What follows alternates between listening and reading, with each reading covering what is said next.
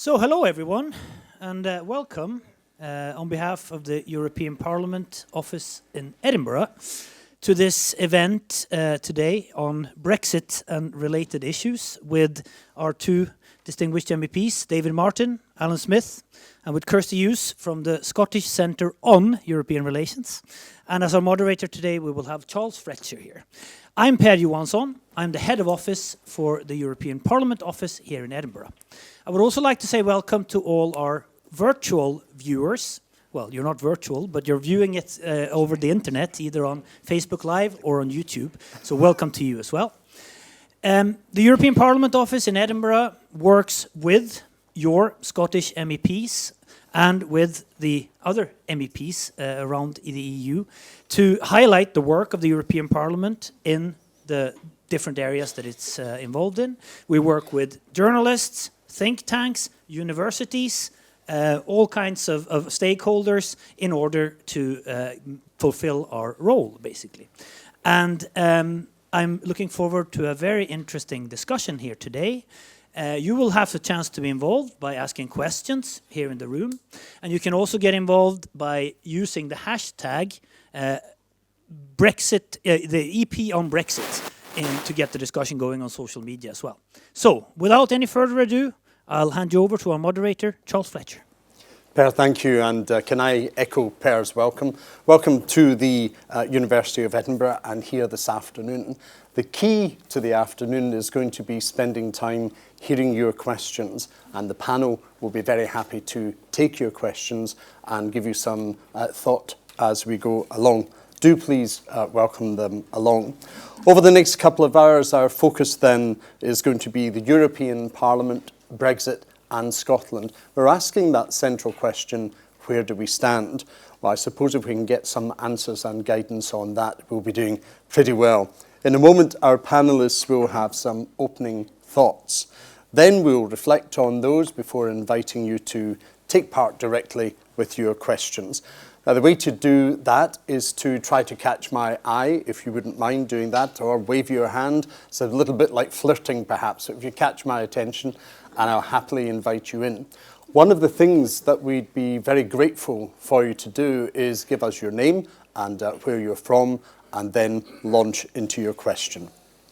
We're also joined, as Per said, by viewers and listeners on YouTube and Facebook Live, and that's thanks to our friends at Glowcast. Very warm welcome to Edinburgh, whether you're here in the room or whether you're watching online. The European Parliament is active on the official Twitter account at EP Edinburgh, and they'll also be taking part in the debate using the hashtag EP on Brexit. And so, to begin, David. Thank you very much. We had many debates in the European Parliament this week. This was a Strasbourg week. We finished on Thursday. Alyn and I travelled back together yesterday. But there was two that were particularly relevant, I think, to today. One is the Brexit debate, which I want to spend most of my time on. But we also did discuss Catalonia and the situation there. And I think, as I know some people here are interested in that particular issue, it's worth saying something on that very quickly. First of all, let me be unequivocal. I believe that the Catalonian people should have the right to choose their self-determination. I am not a nationalist, but I believe that people have the right to make a decision for themselves on such an issue. And secondly, I unreservedly condemn the police violence on Sunday that we all witnessed in Catalonia. That said, and the reason I wanted to bring it up at the beginning of the debate is I think it's a very strange move from that condemnation to then condemning the EU for what's going on in Catalonia. Because firstly, and I mention it because I get letters and I've already had some conversations about this, the EU has no power, no army, no police force, no power within a member state of the European Union. Some of the correspondents I've had have said to me, why haven't you used Article 7? Well, Article 7 talks about breaches of, for want of a better description, it's more detailed than that, but let's just use the shorthand, civil liberties. But it also talks about persistent breaches of civil liberties. And I don't think one day, however horrendous in the course of a country's history, is that you could argue at this stage is a persistent breach of Article 7. We are taking action under Article 7 against Poland and Hungary because they have been consistently breaching respect for fundamental rights in their countries, in our opinion. But that is not yet the situation in Spain or in Catalonia. But if it does become the situation, if it does become persistent, then I think you would find the EU institutions taking a different attitude. I'm sure we're going to come to a discussion on this, but I wanted to put that on the record right from the... sure we're going to discuss it, but I wanted to put that on the record right from the start. On Brexit, the European Parliament held its debate this week on Brexit quite intentionally because we thought, given the Prime Minister was going to speak in Florence not long before our parliamentary session, we would arrive in Strasbourg with a very clear idea of where the British government intends to take us. We didn't need to have the debate because we could have summed it up on one word or two words, don't know. Because we were no clearer after the Florence speech, really, on the final destiny or the final vision that Theresa May has for the United Kingdom post-Brexit than we were before her Florence speech. We did get some other details in terms of some of the other negotiations, which I'm going to go into in a second, but I suggested to the Brexit minister who was visiting Strasbourg this week to monitor the debate that they should set up a hotline and that we should be able to phone and find out... it's not working, okay.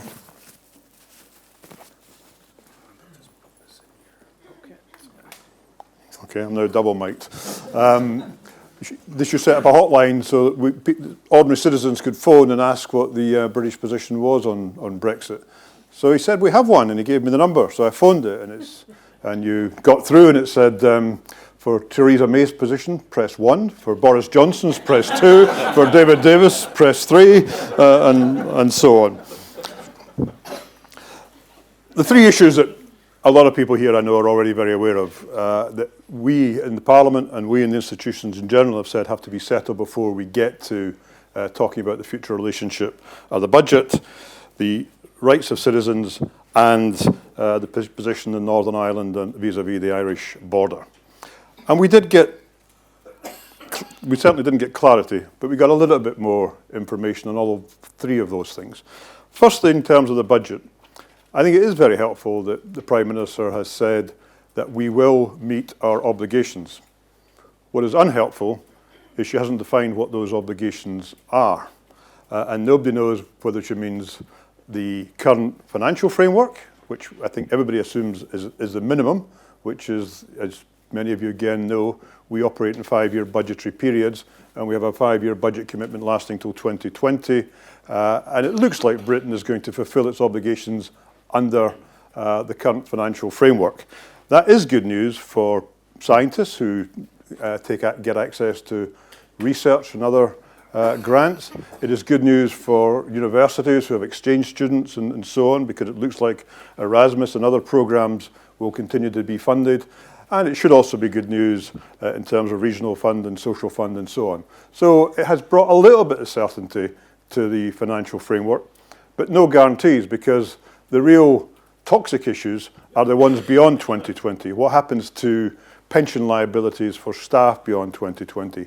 What happens to commitments in terms of development aid, where you've made long-term commitments to countries to assist their development? What happens to projects that run beyond the current 2020 framework? There is no clear indication what the British government approach is to these issues yet.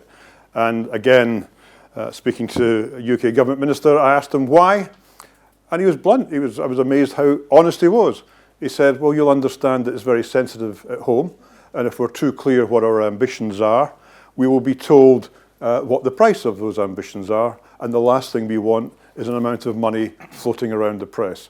It was a remarkable piece of honesty, and it is actually exactly the reason they're not making the commitments absolutely clear, because what we have to understand, and again, I know most of you do understand this, is the negotiations are really not between the British government and the European Union. It's between the British government and itself, different components of the British government, and they're all trying to nuance what they're saying in order to try and hold it. Well, everybody except Boris is trying to nuance what they're saying to hold the team together. But we did, let's be fair, we made a little bit of progress in the budget. We also made a little bit of progress on the second issue, on citizens' rights. It's clear that there will be some form of continuity for people already living here. 3 million Europeans living in the United Kingdom, 1.3 British citizens living in the rest of the European Union. But the simple and easy solution to that, which has been said many, many times, is you just have to say there'll be mutual recognition of the two sets of rights, rights of Brits living abroad and Europeans living here, and we will continue to have the rights they already have. Very easy, no negotiation required, problem solved. But again, because migration was such a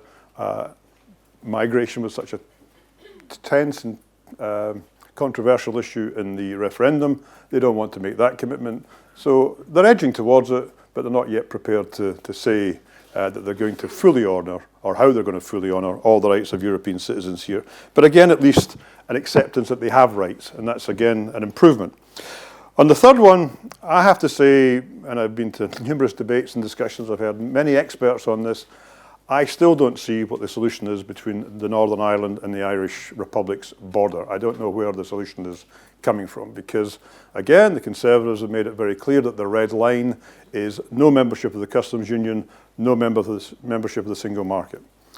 They are not going to, especially not now they're in alliance with the DUP, they're not going to allow the Northern Irish territory to remain part of the customs union and the single market, separate from the rest of the United Kingdom, because that would be tantamount to recognising a different status, and the long-term political consequences would be serious. So that's not going to happen.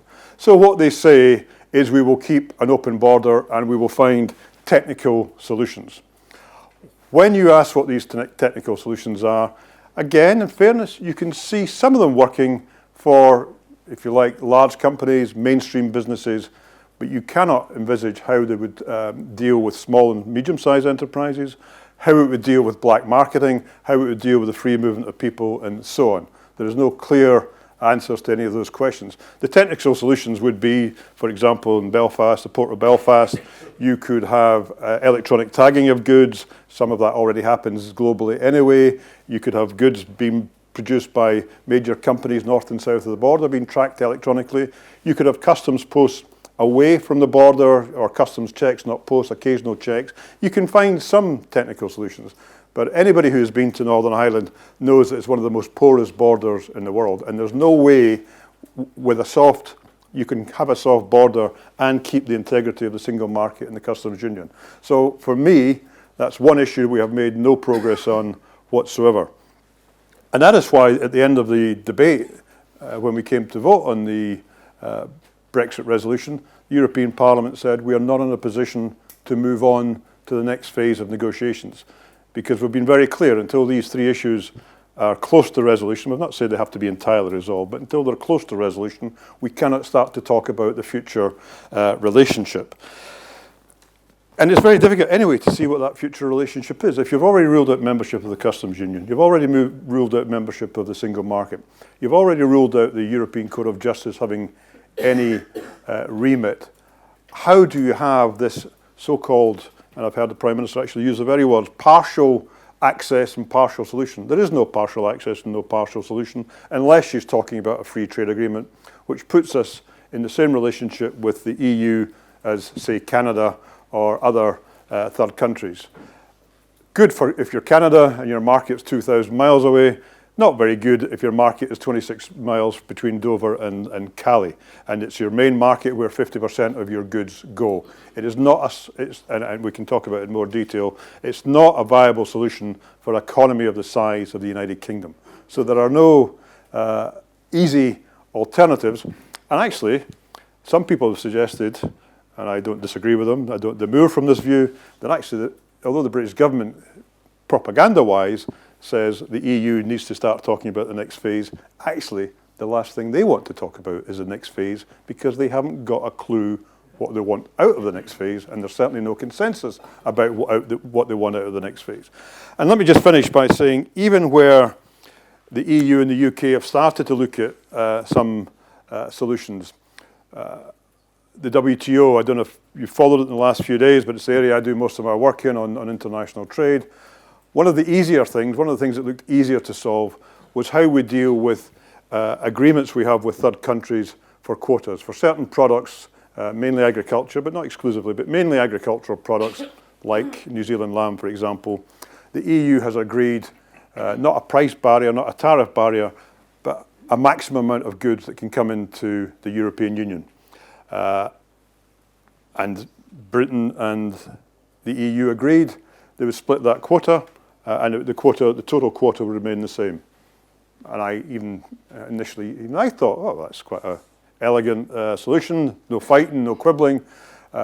America, Canada, Argentina, and 6 or 7 other countries have all written to the WTO saying, hang on, this ain't a matter for the UK and the EU alone. This affects all the membership of the WTO, and they ain't going to carve this up between them. We want a say in how this is going to be settled. And of all the WTO issues, all the future trading relationship issues, that is the easiest one to solve. And if we can't solve that, how are we going to solve tariffs and all the other issues?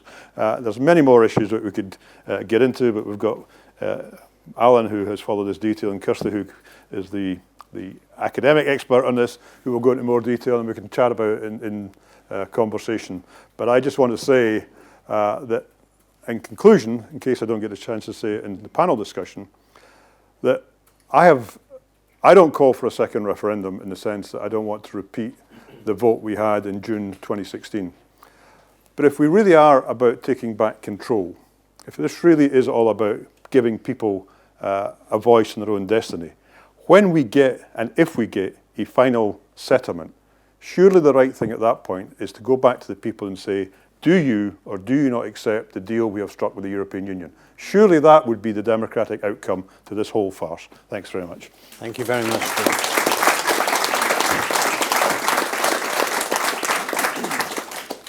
So, David, thank you very much for starting us off. Alyn, may I invite you? Well, Charles, thanks very much, and thank you all for coming along as well. It's great to see so many familiar faces.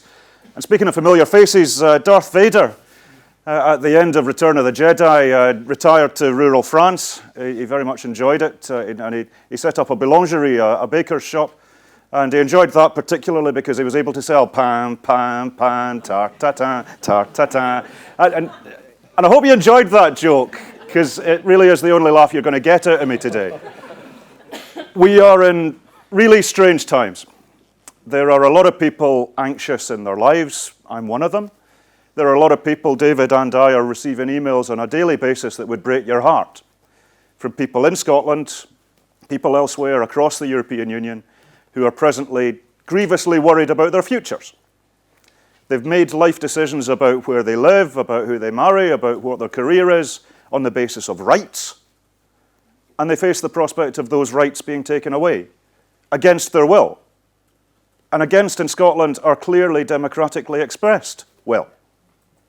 Now, my instruction is that the people of Scotland voted to remain within the European Union. I understand how arithmetic works. I understand the present constitutional settlement of the United Kingdom. I understand the result of the 2014 independence referendum.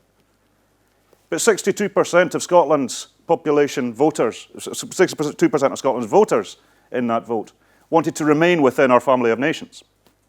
That's my starting point on all of this.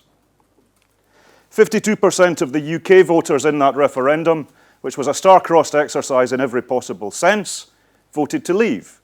I think there was a lot of reasons for that. There was all sorts of deficiencies in the Remain and Leave campaigns, but I recognise democracy. We have a conundrum which we need to fix. And I'm in the happy position that I agree with pretty much everything David has said earlier this morning, except for the bit about not being a nationalist, but give it time. Give it time. We need to find solutions to this, because the people of Northern Ireland also voted to remain. And the implications of Brexit across the island of Ireland are grievously serious. I've been back and forth to Belfast, to Dublin, coming from Glasgow, know Belfast well over the years, and the DUP and Sinn Féin are assuredly not coordinating their message, but behind closed doors in the meetings they've had with me, they say the same thing. It's for 20 years our hotheads have not seen the bad stuff, don't remember the bad times. But they've been hearing from the old stagers, usually over a pint, how glamorous and exciting it was. It would not take much to tip the Good Friday Agreement back into violence. And I say that on the record, and I say that with every knowledge of how serious that is. We need to be really serious and sensitive about what's going on in Northern Ireland, and indeed the Republic. There's grave implications to this. And it grieves me to see so many politicians playing fast and loose with the constitutional settlement in Northern Ireland. The Good Friday Agreement isn't some piece of paper that a few politicians signed. It was democratically endorsed north and south in referendums. It says that the UK will be impartial, and yet the UK government is now responsible for its very existence on the votes of the DUP, which is one part of the discussion in Northern Ireland. I think that is already a breach of the Good Friday Agreement, in principle, if not to the letter, for goodness sake. So I don't have much faith in this Conservative administration to find serious solutions to this. Because I don't doubt that they want to have a frictionless border, but that does not square with the reality of what they're saying about leaving the single market and leaving the customs union. And we're 18 months after the vote and we've still not got answers. Meanwhile, with a few familiar faces, with a Meet Your MEP event at the Parliament's office in the Tun, and various people there were saying, I can't hang around while the politicians dance around this. I need to make decisions for the future of my family and my business and my community. It is not good enough. So in terms of where we are, there is a real need for us all to compare notes and work across the parties, work across the communities, work across Civic Scotland, and the European movement's been doing some great stuff to chivvy Civic Scotland into this big coalition to find the answers. Because this is too big. This is too serious. For 40 years, I have never not been part of the EEC, as it was then. I was born in 1973. I've always had these rights. I've taken advantage of these rights. I was an Erasmus student. I studied at the College of Europe in Warsaw. Was a rep on the Costa Brava. You won't see that in any of the official biogs, but I have taken advantage of these rights that people have as citizens. And it tears my heart on a really deep level that future generations might not, because of the internal parlour games of the Tory party and their craven cowardness in the face of UKIP. We can do better than this. We need to do better than this. So in terms of where we are, as David says, the European Parliament has a very clear role within this process. Article 50 is a shockingly badly drafted piece of legislation. It was never designed to be used, but it was thought during the Giscard d'Estaing Convention that there should be a safety valve for a member state that wants to leave to leave. So it was used, and it was Giuliano Amato, who was one of the drafters, said, it's like a fire extinguisher. You have it, but you never want to use it. Well, we now see the deficiencies in the drafting of Article 50 and that it leaves a number of questions very much unanswered. Article 50 was triggered by the UK Prime Minister acting unilaterally. This is the Prime Minister who wanted to do that without any parliamentary scrutiny on the part of the UK Parliament. She wanted to do that under the prerogative powers. There had to be a court case to ensure that the UK Parliament was involved in that process, a huge constitutional change. But she triggered it without a plan. And this is where I lose any sympathy for Mrs. May, sore throat or not, dodgy lettering behind her or not. She has tipped the country, however we define it, into chaos for her own position within the Conservative administration. I think that's a poor show. And we still don't see a plan. We still don't see serious answers because the UK administration is fighting with itself over this. And various things are being said and being promised which they do not have the power to deliver. Even this week, Ian Duncan Smith said in the referendum, our promises were a series of possibilities. And yet, it really is that the generations of public school confidence should not distract from the fact that these people are proven shysters. The Leave campaign promised everything you wanted. The EU is responsible for immigrants taking your jobs. The EU is responsible for the world right now. The EU is responsible for anything you don't like. And it's a consequence-free vote. Everything you don't like, you'll be able to get rid of. Everything you do like, you'll be able to keep. And 350 million a week for the NHS. And a unicorn for every voter, and sunny days on Saturdays. So, well, unicorns as well. Could have tipped us all over. But it was a deeply irresponsible campaign that had no plan. And I'll tell you another story about well, we're telling stories. I chinned a UKIP MEP, not literally, but figurative, Glaswegian metaphor, spoke to a UKIP MEP where contrasted the independence referendum, the 755-page proposition that we put forward to the people of Scotland and said, this is what we want it to look like, this is what we want to do. And people were able to kick the tires of that, people were able to test it, and some were persuaded, some weren't, and that's democracy. But there was a plan, there was a proposition, there was a manifesto. The Leave campaign had nothing like that. The Leave campaign had 3 interlocking campaigns that were able to say whatever they liked because they each had deniability. There was Vote Leave, Leave.eu, and the other one. So there was a segment for every single part of the vote. And I spoke to one of the UKIP MPs and said, well, why are you not doing a proposition? Because it's legitimate to decide to leave the European Union, but you need to do that on the basis of what you want to replace it with, so we can have an informed debate. And he said, and I'll remember it for a long time, he said, well, we learned from your experience, if we tell people what we want to do, they'll hold us to account on it. That's a direct quote.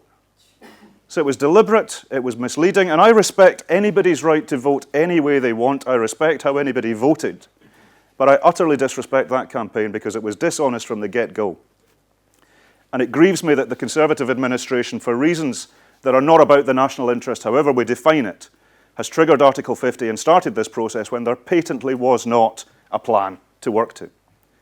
So the Parliament is unimpressed with this. The Parliament voted this week to take a resolution that there has been insufficient progress. Here it is here. There's a finished version up at the top there, that there has been insufficient progress on the three key areas that we need to make progress on. That's, as David says, citizens' rights, Ireland and border, and the financial contributions, the budget. We have not seen adequate progress on those, so we can't go to the next stages. I voted for the resolution, as did David. I was disappointed not to be included on UKIP's list of traitors, which they published shortly afterwards. We'll speak to them about that so that they can send the hate my way as well. But it's legitimate that the Parliament does take a view on this process, because the Parliament will have a vote on whatever the Article 50 final deal is. My concern, as the clock ticks away and the 2-year time limit runs out, is that we'll be presented with a phony Article 50 deal, because so much will still be work in progress.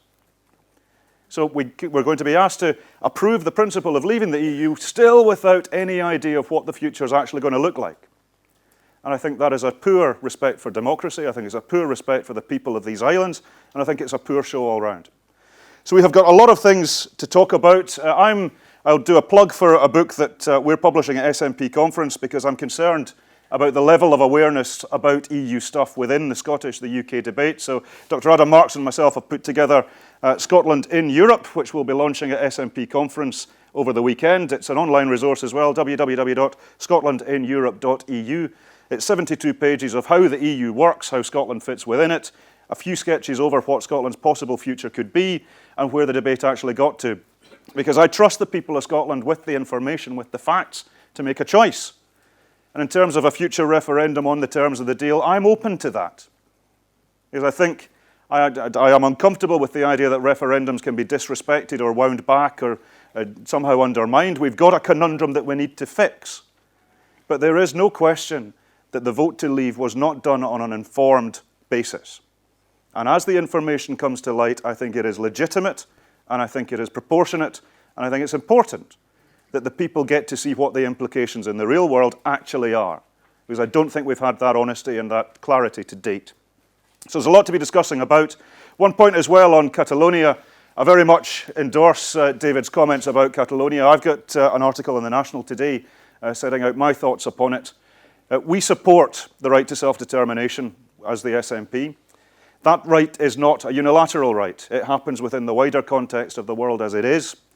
But the blame that has been accorded to the EU on some of this is not where it needs to be. The EU is by design a slow organisation. The lawyers set the pace. The lawyers are in charge. The lawyers decide what the rights are and how the rights have been infringed, and that'll be investigations and court cases, and that grinds small, but it does get there, and there will be consequences. I think there was clearly disproportionate force used by the Madrid administration against the people in Catalonia in that vote. Voting is not a crime, and we have seen a number of fundamental rights infringed. So there will be consequences, but the consequences will be slow in coming. But what we have seen is that the EU is a reflection of the international community. I wanted to see the EU be more vocal in the defence of citizens' rights. I was disappointed, and I say that as a proudly pro-European. I was disappointed by the response of the EU spokespeople on this. I was also disappointed by the Taoiseach in Ireland, the French President, the German Chancellor. Not one of the EU member state leaders spoke in favour of the people of Catalonia. So to blame the EU as the right wing has done, as the Brexiteers have done, is exactly the same crocodile tears they shed for the people of Greece during the EU referendum. The idea that Nigel Farage supports the Catalan democratic effort is absurd. He has been able to pick up a stick to beat the EU with. So let's be careful we don't sing along with that band. There were deficiencies in the EU's response, and I'm calling for more action. I think Scotland and the EU could be the honest brokers between Barcelona and Madrid. There's also a very lively discussion within Catalan politics. Not all Catalans are in favour of independence. There's a democratic process to support within the Catalan discussion. Again, from a Scottish perspective, we could do that. And we're willing to do that because we're going to need to find solutions. Because my concern is that the Catalan Generalitat, the administration, and the Madrid government under Mr. Rajoy have dug themselves in so deep they're going to need some friendly hands to pull them out. And if the EU's not about that sort of efforts, what is it for?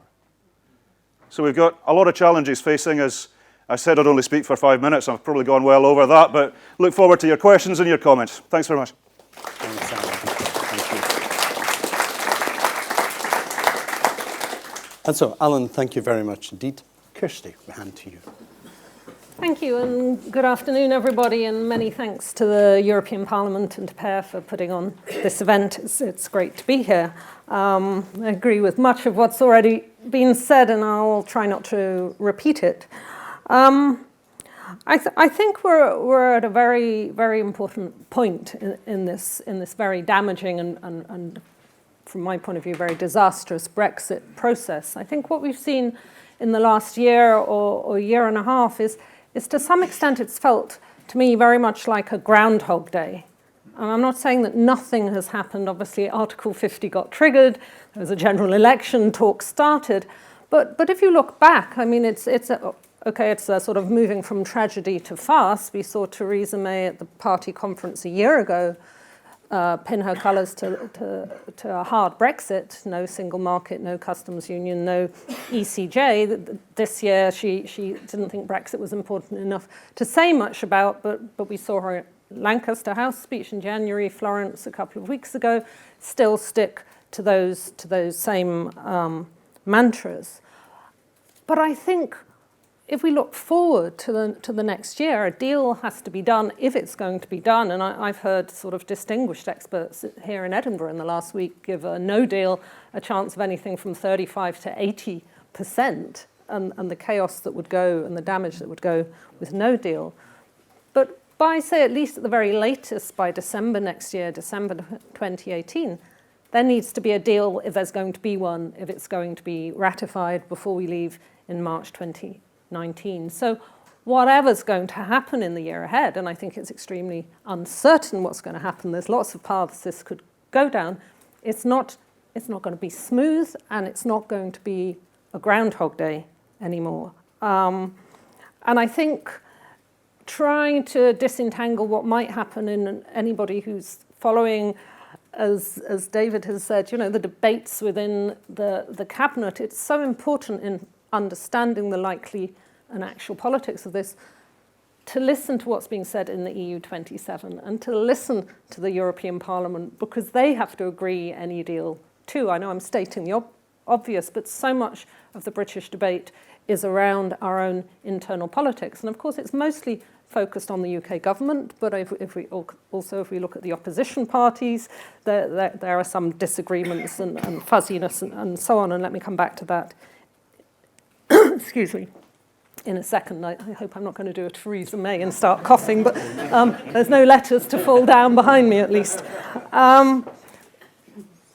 Look at what's happened just in the last few days, even in this week. We see the sort of the range of data coming at us that tell us the sort of damage Brexit is causing. We've seen car sales fall 9% or so. We've seen, as David said, this extraordinary agreement on the WTO quotas, only to have 7 countries led by the US line up to disagree with it. We've had the Bank of England deputy governor say if there's no transition agreement by Christmas, banks will start to move. Well, banks are already moving, in fact, and we see that every day. And then we've had the shambles of the Tory party conference. We've had the European Parliament resolution. And also we know that if there is a deal, everything will be agreed at the end. So the idea that there will be a transition agreement somehow signed and sealed and put on one side by Christmas is not at all realistic.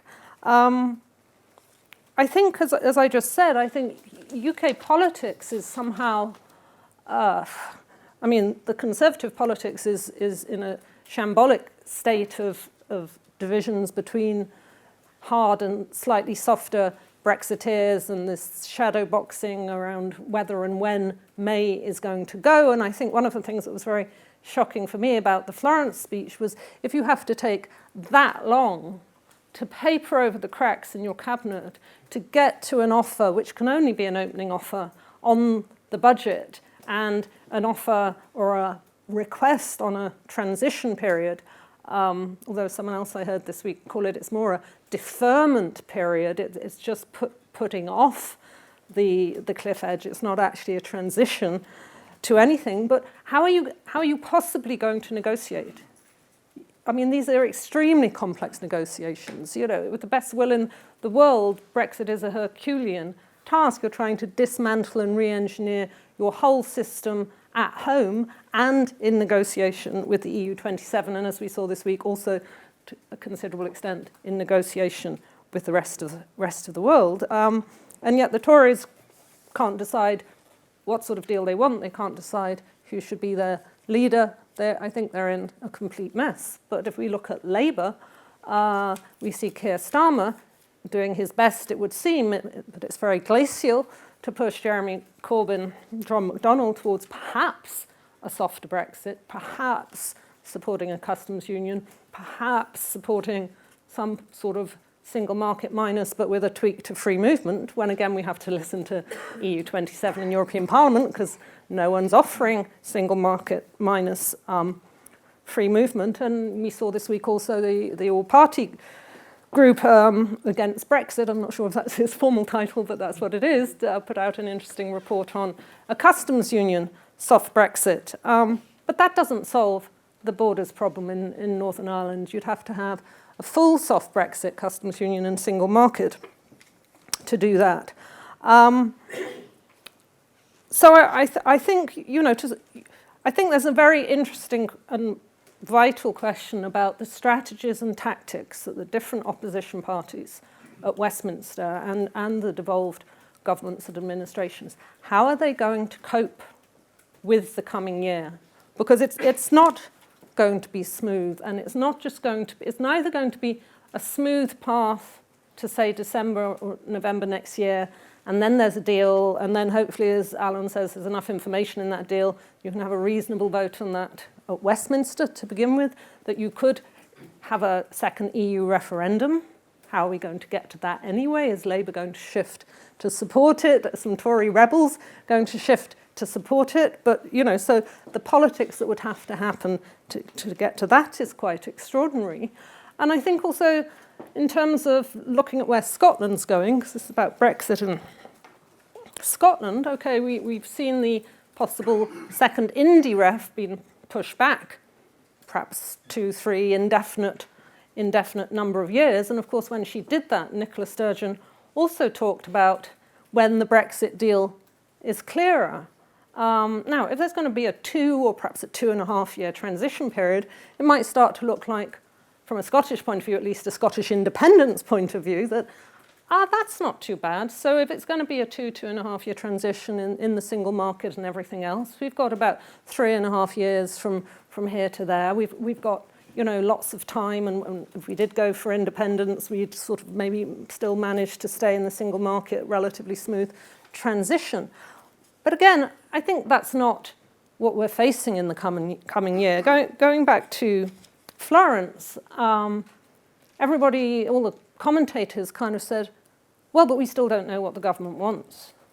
What sort of deal do they want on trade? They don't want Norway, says Theresa May. She doesn't want Canada. She wants some bespoke, deep, special that hasn't been outlined. But I think what's potentially very interesting in the next 2 months is the European Council. I think we'd all be extremely surprised when it meets towards the end of October if it said there's been sufficient progress.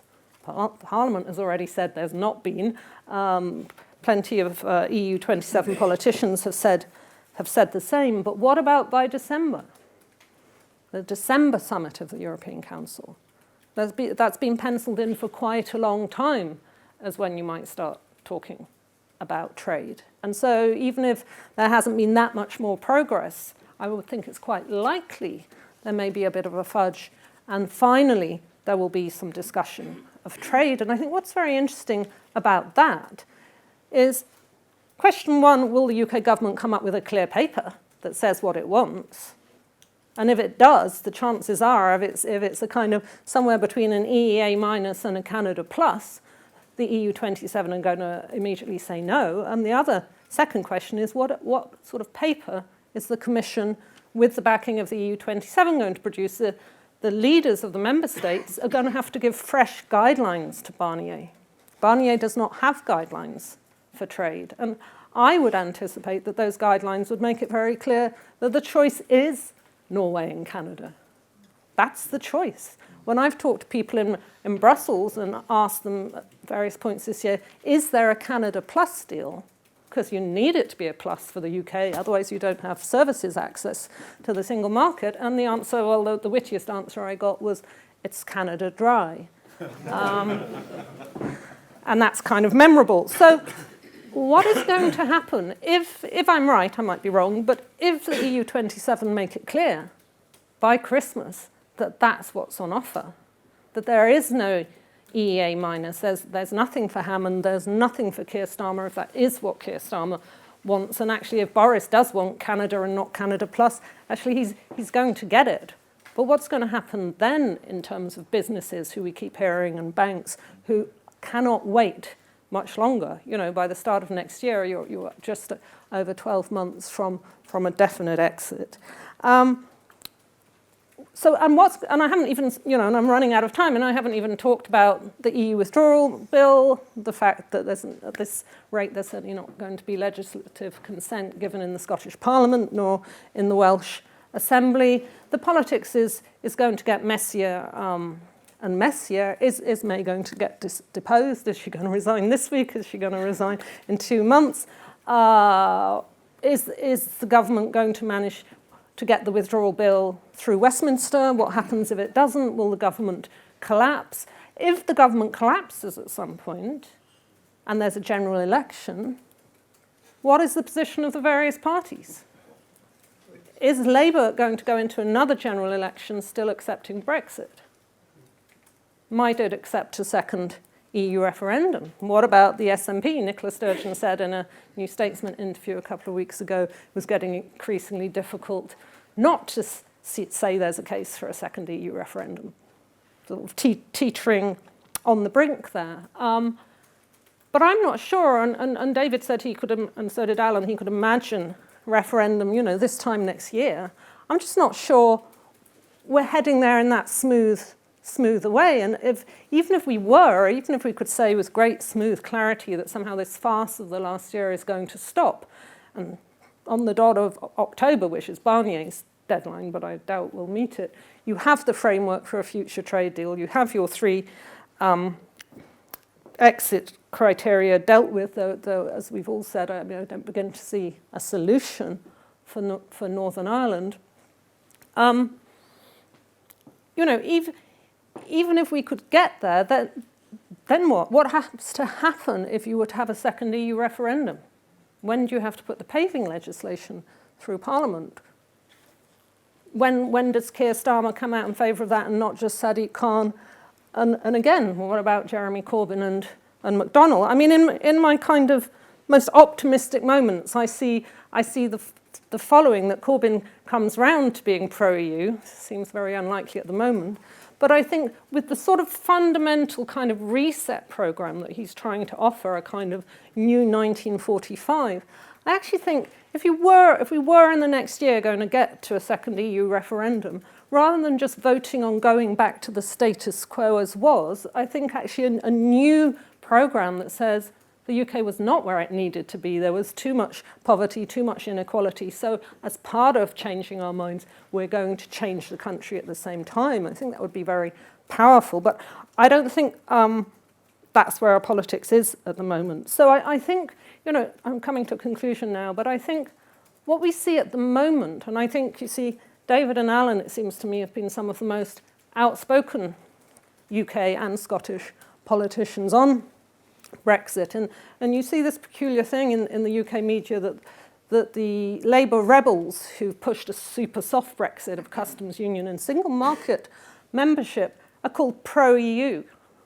But I don't think soft Brexit is pro-EU because first of all, it's Brexit, and secondly, it's very unrealistic and unreasonable. I mean, look at people waking up after the Florence speech to what a transition keeping the EU's acquis would mean.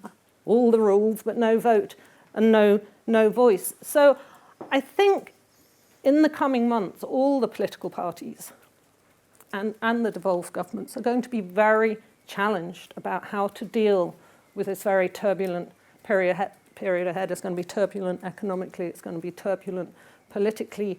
Public opinion may swing one way and the other, but I think public opinion needs leading. So I would like to see whether it's the SNP or Labour or even the Liberals stop talking just about soft Brexit, start actually opposing Brexit, and start thinking about how, if you are going to go down the route of a second referendum, how you set the stage for that starting now, because you can't just, I think, come next November, start thinking about it then. Thank you very much. Thank you very much.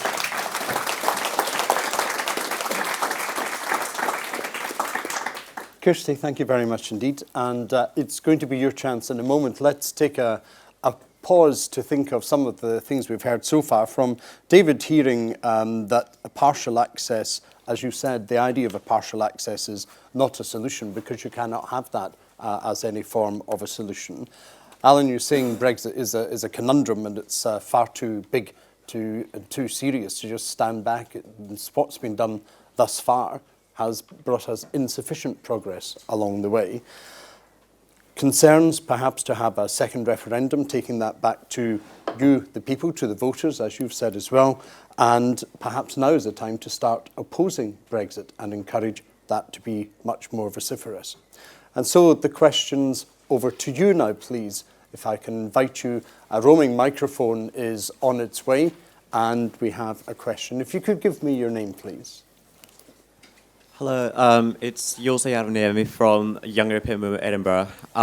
We're talking about a second referendum here. I was just wondering if the second referendum took place while the Article 50 period is still on, and then there was a no vote. What would be the implications other than me as a European citizen dying laughing and as a European citizen living in Scotland dying crying? Okay, so what would be the solution? David?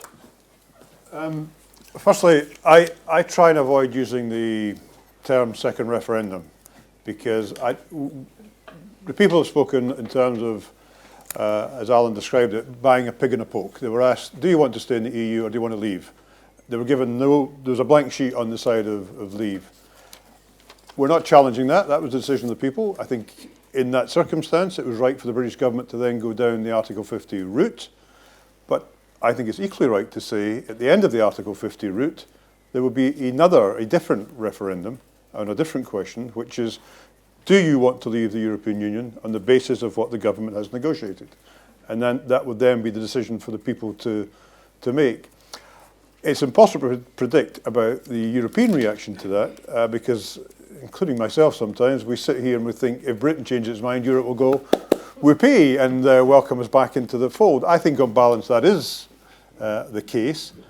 But actually, I have to say I sat through the debate this week with a touch of ambivalence. Because at one level I was quite pleased as a pro-European to see the EU 27 united, thinking of the future without the UK, not sort of mourning the past, but looking to the future. And at one level that was quite encouraging. On the other hand, as a British member, I was thinking the boat has left without me, and it's all moving on without us. But nevertheless, I think on balance, they would say, if we withdrew Article 50, they would say, yeah, we accept that, end of negotiations, we now carry on as a full and normal member. I don't think the EU would do this, but one very clever thing for the EU to do, which would partially possibly answer Kirsty's question, if we could get them into a position to do it. Now, it has a whole lot of problems, like firstly, how do you get 27 countries to agree what the option would be, but What I'd love to see at the end of the process is the EU to say to Britain, here is our deal for leaving, and here is our deal for staying. Which one do you want? And I think that would almost force the British government into holding another referendum. I've felt that trap myself. But how you get the 27 to be in a position to make that offer, I don't know. And we certainly wouldn't want to send David Cameron to negotiate it, given the mess he made last time. You take Kirsty. Yes, I mean, I think if there's a second referendum, and to me, I don't actually have a problem with calling it a second referendum. I understand the point about lack of clarity, but I also think, we don't have a written constitution. We don't have any proper way of dealing with when you have referenda, whether you can hold them again, any thresholds, anything like that. So on the basic principle that in a democracy you can change your minds, I don't have a great problem with calling it a second referendum. If by a no vote you mean carrying on with Brexit, well then if there's a deal, or even if there's no deal, then that certainly would make it extremely clear. I think if there was a Remain vote, we'd certainly want to hope that it was a strong Remain vote, because otherwise not only are we going to carry on in quite some turmoil, but what David was talking about, the extent to which the EU27 might be reluctant to have us back, is also they're not going to want us back as a shambolic, bickering, divided nation that might have another referendum in another couple of years. I think it would need whatever we could sit here and debate the legality of withdrawing Article 50, but I think it's going to be a big political thing. If there was a vote to remain after all, that would need a lot of mending of political fences. It would need to be made into a big, warm political moment, and you possibly, if it came very late, as it might do, you might even find ways that it's about the only condition under which you might extend Article 50 for a few months might be to allow that sort of referendum to take place, I think. Alyn, in a democracy you can change your mind? You can, but in a democracy, votes matter. And this is where I'm always struck that the debate in Scotland is qualitatively different to the debate elsewhere in the UK about this. Right? I speak to English colleagues especially, and this is where the consequences of the lack of transparency and honesty that we've seen from the UK government and the Brexiteers is actually doing a disservice to Leave voters. Because there's a lot of Leave voters are saying, get on with it, make a success of it. But I'm sorry, you can't polish this turnip. There is only so much we can do with this. But then it's, well, you would say that, wouldn't you? Because there's plenty of Brexiteers are still saying it'll all be all right on the night. And Michael Govaney's soi-disant experts out of keeping. We've not seen an honesty before or since the EU vote about what the consequences of this are. Now, I think it's perfectly legitimate for the people of these islands, the people of Scotland, to decide to leave the European Union. But let's do it on the basis of an informed choice of what that means. What it means for our society, what it means for our economy, what it means for all of us. And we've not seen that honesty, and it grieves me that we're still not seeing it. And I fear, by the 2-year period, Article 50 having been triggered, I'm not convinced the details will be there either.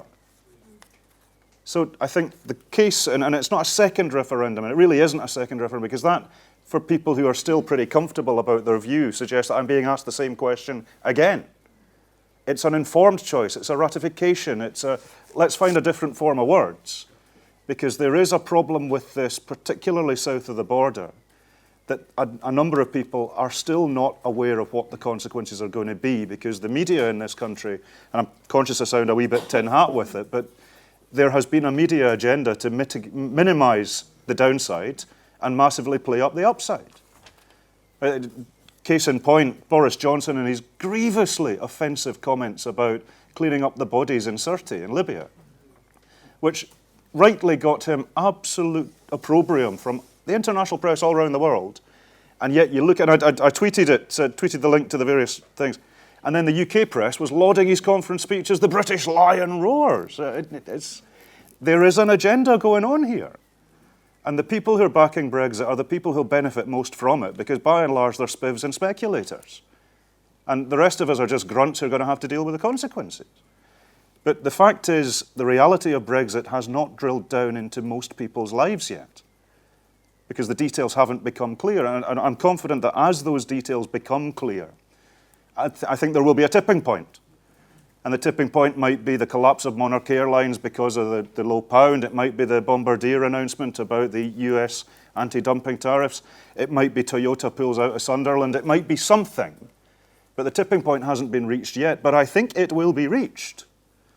And this is where I'm confident that my party's policy is right where we need to be, that we are deeply sceptical about the Brexit process. We've put forward other options. Scotland's Place in Europe is a document that looks at EEA status for Scotland, EFTA stuff as well. I commend it to you. We're looking at all the options because we need to have that space open where we say to people, okay, let's make it work.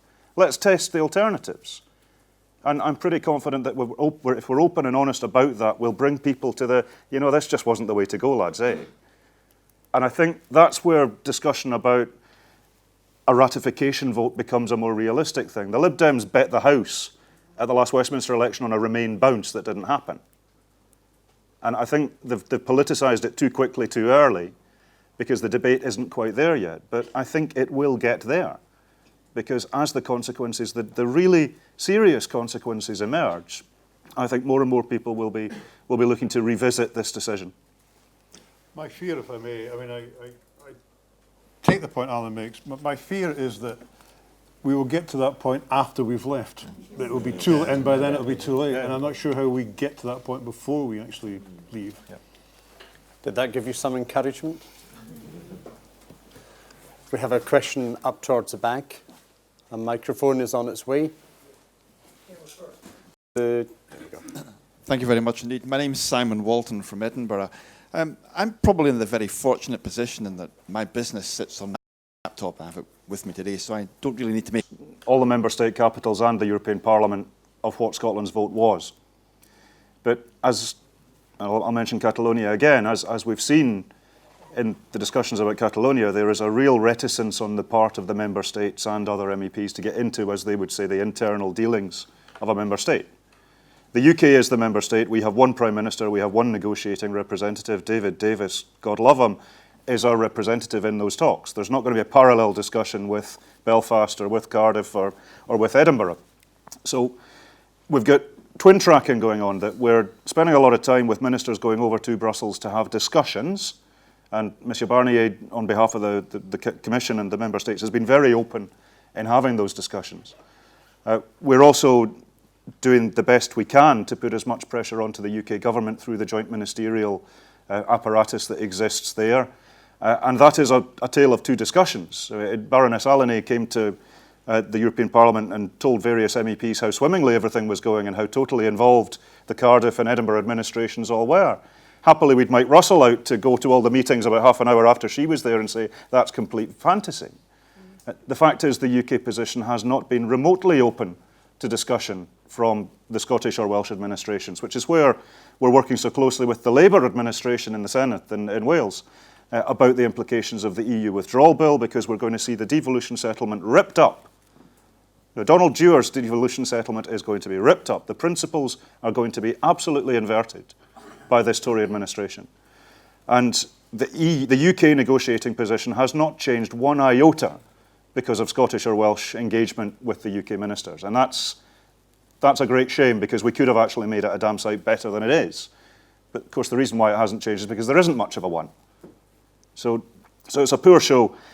There are options available. The EU is good at finding solutions. There's various a la carte things that could be done, and Scotland's Place in Europe has scoped out what those options might be. But what we need to have to see any of them go forward is a political will to do it. And the fact is, on the part of the UK government, there's zero political will to do it for the moment. And I'm still holding out for a penny to drop somewhere, that the only way that the Northern Ireland circle can be squared is a special status for Northern Ireland. So if we're opening up that sort of discussion, then a special status for Scotland comes a bit closer onto the radar as well. But within the EU, if these options were put forward as part of the UK's proposition, I am confident that there would be a much warmer reception to them than there would have been a few years ago. But that's very, very much work in progress. Thank you, Alyn. Kirsty? I think the special status question for Northern Ireland could get extremely interesting, but politically it's obviously quite hard to see, because if you did single market or single market and customs union for Northern Ireland, you have a border in the Irish Sea, and it's very hard to see either the UK government or the DUP agreeing with that. I think one thing to bear in mind when thinking about Scottish special status is that Scotland is not in the same position as Northern Ireland, and I don't mean in terms of Good Friday Agreement and everything else, I mean in terms of thinking about borders. So if Northern Ireland is in single market and customs union, that gives it an open border to Ireland. If Scotland was in the single market and England isn't, you've got potentially some serious border issues to try and deal with, just as you've got potentially serious border issues from the UK into the EU 27. So I think that's problematic. I think, imagine if politically we somehow nonetheless got there, that Northern Ireland and Scotland were somehow going to get some single market special status. I think Wales's leave vote would kind of at that point turn into a hang on, we want that too. And you know, if you try to imagine only England, you know, where would our politics go? But I think, unfortunately, I don't think we're there. I concur with much of what Alyn said. I think the lack of consultation, genuine discussion with the devolved administrations has been appalling, both on the talks and on the withdrawal bill. And it's turning, you know, we've got a simmering political and constitutional crisis across the UK, and when that's going to get to its tipping point, as well as when some of the economic indicators get to their tipping point. David might be right, some of this is going to happen afterwards, but I think some of it's going to happen quite soon. David? Well, I think, firstly, we've got to be hard-headed about this and realistic, and Alyn's right. The EU is built on, at the moment, 28 member states, and the way it operates is to deal through member states, and it will not deal indirectly with other levels of government on something like Brexit. I think, nevertheless, not on market access issues, where I don't think we'll get I supported the Scottish Government position, but as a lobbying point, but I don't think we're going to get a bespoke arrangement for Scotland. But I think it's still also in that paper are issues like access to research funding, the Erasmus programme, and a variety of other justice and home affairs linkages and so on. And I think after Brexit, or once the first phase of the Brexit negotiations are complete, I think we can have arrangements on those issues. And I got into trouble for saying this because only part of what I said was quoted, but I think here the Scottish Government has done a very good job. I was then just quoted as having the Scottish Government is doing a very good job in general, but I think they've done a very good job in terms of keeping the Scottish flag flying in relation to our European interests. And I meet Mike Russell every time he comes across, and he comes across on a very regular basis. We've had other ministers coming across, making sure that the Scottish position, our identity is not forgotten in all of this process. So I think there is scope, but not, I don't think, unfortunately, in relation to market access issues. I think the other issue that we should, and I meant to say something about this in my introduction, but given the title of the discussion, I'm glad we've got onto it. The other issue we should be saying more about, though, is the devolution settlement.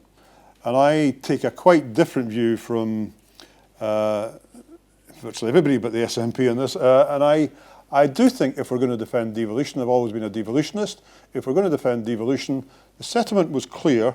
Anything that was not specifically reserved was not reserved, and therefore the European matters that are coming back to the UK should come back to the devolved Scottish Parliament. I believe that should be the case.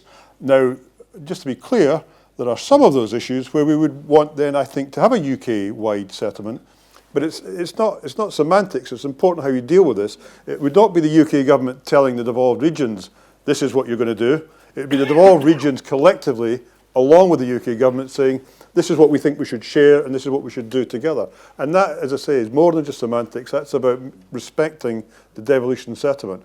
And again, I don't want to keep saying this, but somebody who's not a nationalist, if the devolution settlement is run roughshod over, I think you'll find nationalism rising. And therefore, I think people who don't want separation should actually look at this issue with more care than actually has happened so far, in my view. What areas do you think they can discuss to share? Well, for example, fishing. Fishing is clearly, in my view, a devolved matter, no question about it. But if And there is an argument to say we shouldn't have a variety of territorial waters, a Scottish territorial water, an English territorial water, and so on. But first thing, it should come back to Scotland, and Scotland should say, right, how are we going to decide, how are we going to delineate territorial waters in discussion through the Joint Ministerial Council or other bodies, how are you going to deal with these issues? Similar to some agricultural issues as well, cross-border movement. None of that would make sense to have, in my view, a specific Scottish solution, but it should be Scotland should have the power to decide what it shares and what it wants to share. Thank you very much. We have a question from the front. A microphone's on its way to you. My name is Bill Drysdale, and I've worked at the pre-accession stage, both in Poland in the 90s and in Bulgaria in the early 2000s. And I was very, very impressed with Alyn's point about that there could be a number of major situations develop in the coming 2 years before Brexit is fully effective. For example, there can be Bombardier goes bust. A lot of jobs are lost in Northern Ireland. The DUP falls apart. You could have, quite probably, Jeremy Corbyn and the SNP going into a strong and stable coalition for the government of this country, which could seriously, very easily happen. We could have several of the major banks leaving London and taking their headquarters, like the Catalonian banks are doing this week, taking their headquarters outside the UK. And we need to look at another thing that I haven't heard anybody mention at all, which is that we're getting pretty near parity of the pound and the euro. And if I was Barnier, if I was Verhofstadt, these are two supreme professionals. I mean, Juncker's more the politician. These two guys are real experts and politicians. And if I was them and Britain came back cap in hand wanting to change their mind, I would say, right, join the euro and stop complaining, and you're not getting any more of your special Thatcher discounts and so on. But we could go into the euro very easily once the two currencies are in parity, and it wouldn't hurt anybody. We've already suffered the hurt in the last few months. So I wondered if the panel would comment on this sort of series of events which could make it a lot easier than anybody thinks to change our mind and ask Barnier and Verhofstadt and others whether we could come along and ask for a different treatment altogether. Thank you very much, Bill. Kirsty. I think the politics of having, I'm still going to, call it a second EU referendum, at least for shorthand, of having another vote. I think the politics of that before March 2019 and after, I actually think are very different. I think after March, we've left, and so if we changed our minds, this is why I don't understand people who say, oh, we could just stay in customs union, single market for a long time, and then we might kind of rejoin. Once we've left, if we want to go back in, we're not going to get the budget rebate. We might actually still get a euro opt-out, but I don't think we'd get the Justice and Home Affairs opt-in. And unless, depending on these tipping points, depending how badly we've crashed and burnt politically and economically, the current mood of across the UK, are you going to get a vote without the rebate with the euro? I don't think so. I think the other thing that's interesting that in your question is that when the European Parliament's first resolution in April said very clearly that the UK could change its mind, but they said it couldn't change it unilaterally. And the European Commission, the day Article 50 was triggered, said something similar in a press statement. Now, there are plenty of lawyers that disagree with that, but then you'll find lawyers who'll tell you that you can just unilaterally withdraw Article 50, others who say you can't, others who say, but it's not an expulsion clause. But I think that, again, the politics is going to come to the fore. Imagine if, whether with a second referendum or perhaps a general election and a transformation in Labour's stance, who knows, and the UK turned around and said, sorry, we don't mean it anymore. Imagine if you had the European Parliament or some people taking Article 50 interpretation to court, saying we don't want them back, or trying to impose political criteria that at that point I don't think could be imposed. But you need a political willingness. You need, as I said before, you'd have to show to the public, in the EU 27 as well as here, that this was a substantive change. So I'm quite concerned in many ways about hearing a lot of EU 27 politicians say, even within the March 2019 deadline, you can't come back on the same basis. And I've talked to people from Brussels and from other member states, even just in the last week, and some have said, no, actually, yes, they'd still welcome you back as long as it wasn't completely chaotic. And I've heard others say, well, people just want to get it over and done with. People are worried that you might keep swinging, and that would be very undesirable. So I think you'd have to have a real transformation in our politics to change the politics of the EU 27 about calling this whole thing off. I'm conscious that we are, having started off with a very long 2 hours ahead of us, that our time is going to diminish so quickly. So what I'd like to do is make sure that we get as many questions from you as possible. And I know I've got some people waiting, so can both of you give a short answer to Bill's question point, please? And then we'll go back to the floor.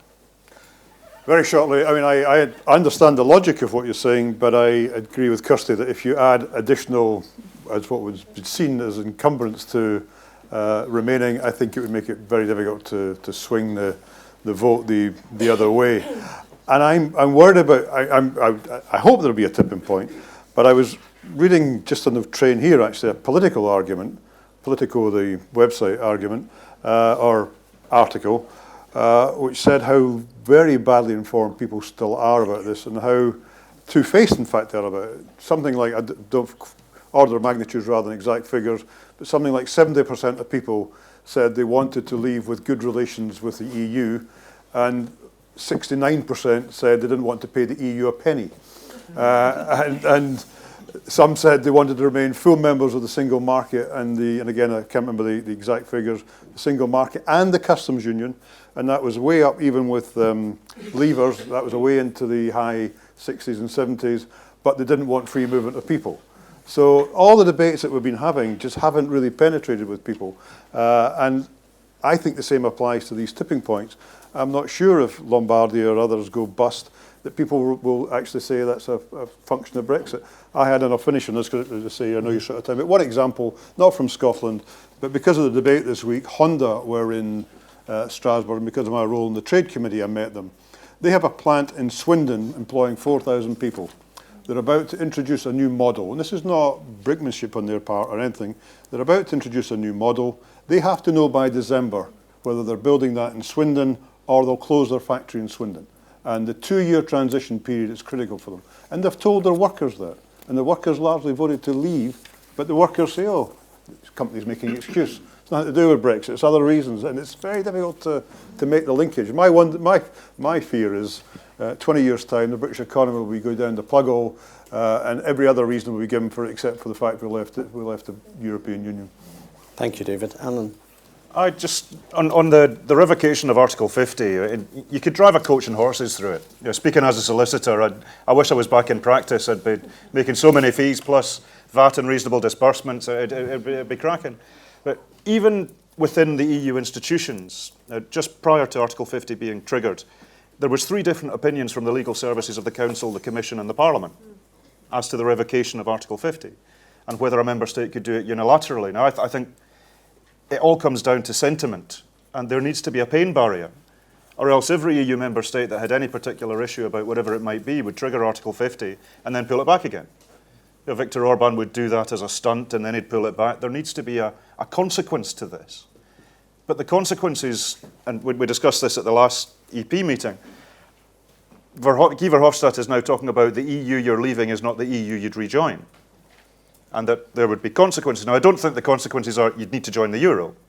I think it would be you lose a few opt-outs, you'll need to eat a bit of humble pie over the budget.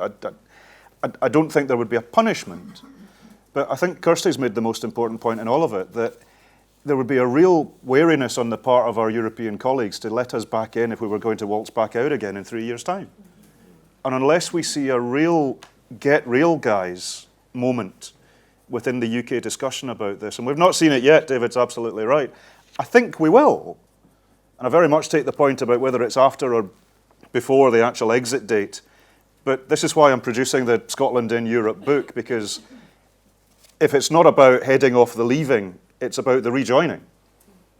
And as the consequences of leaving the EU become clear, there is going to be a concerted industrial scale spin effort to blame everything but Brexit.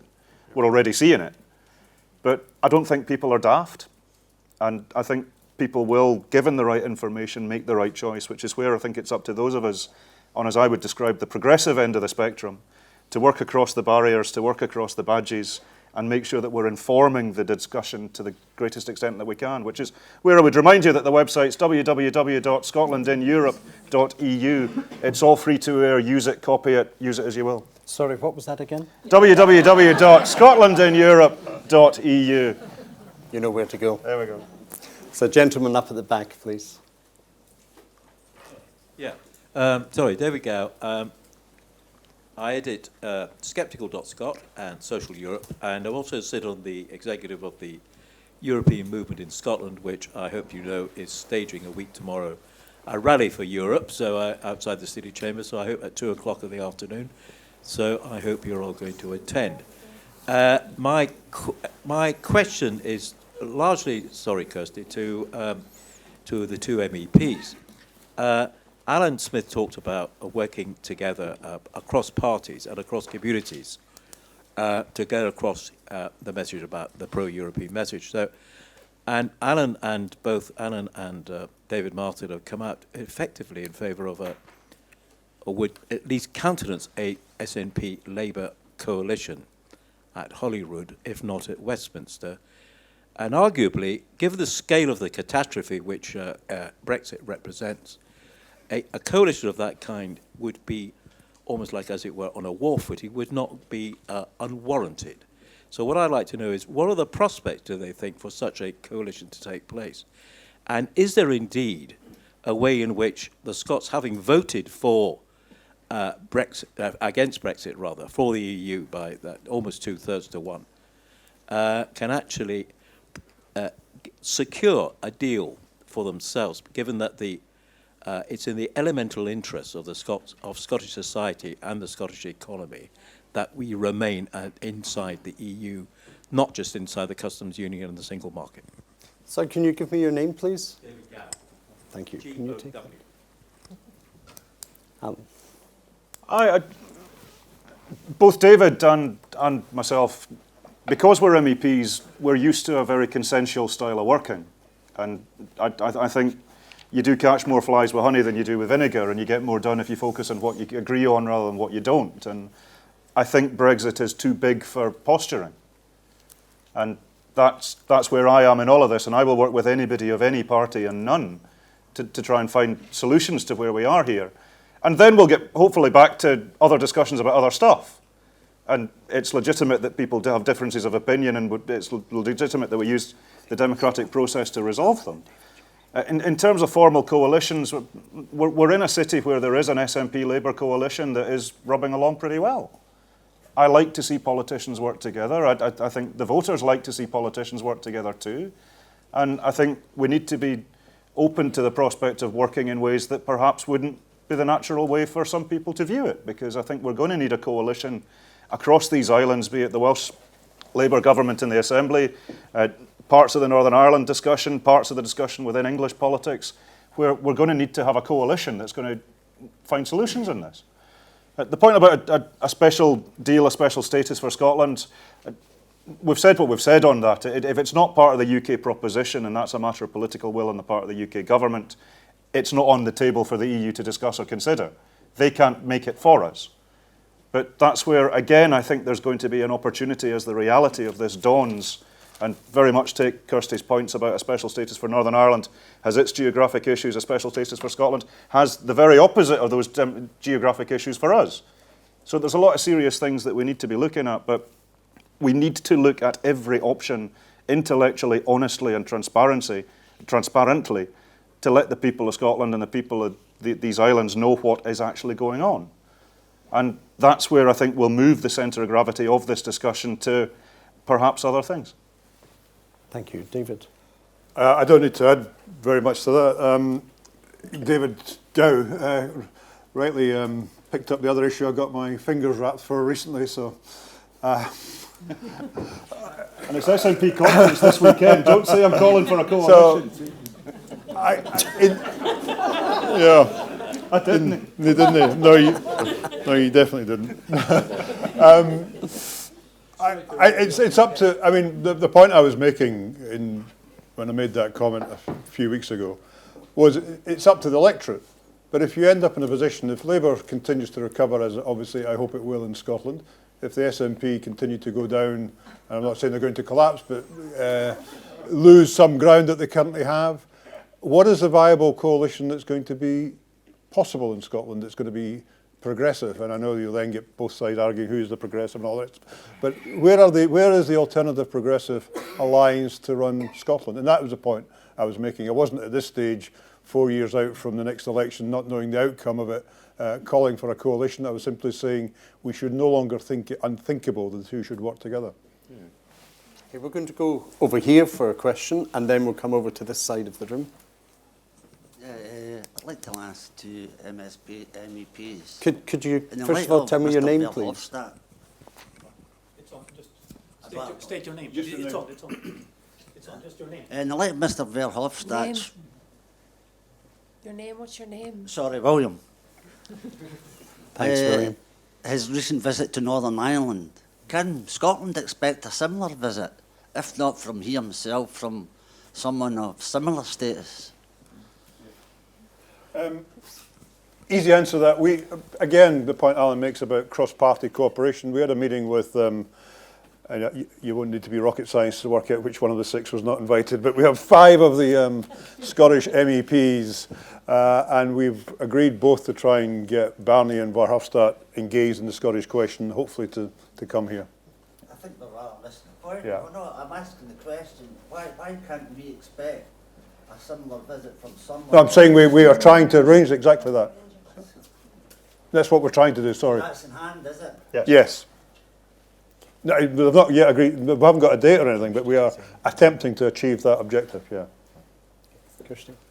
I mean, just on that, perhaps Alyn or David, you can clarify, because certainly I got told by one senior non-British MEP in Brussels a few months ago. I mean, there was some sort of agreement in the European Parliament that outside, Barnier is leading the negotiations, MEPs shouldn't be coming to Scotland or elsewhere, shouldn't be accepting invitations to talk on Brexit, which, since we are still a member state, I mean, I understand it at one level they're not meant to undercut the negotiations, but I think it was a slightly unfortunate decision, whatever its status is. There's no MEPs have a mandate in their own right, and nothing the Parliament can do can stop us going and speaking wherever we wish. But you're partially right, and I agree with you. I think it's a wrong decision.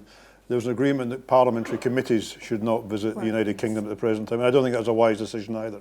But that's the position at the moment. Okay, thank you. We have a question here, please. Share it. Sorry. Alyn Smith, EU citizens living in Edinburgh.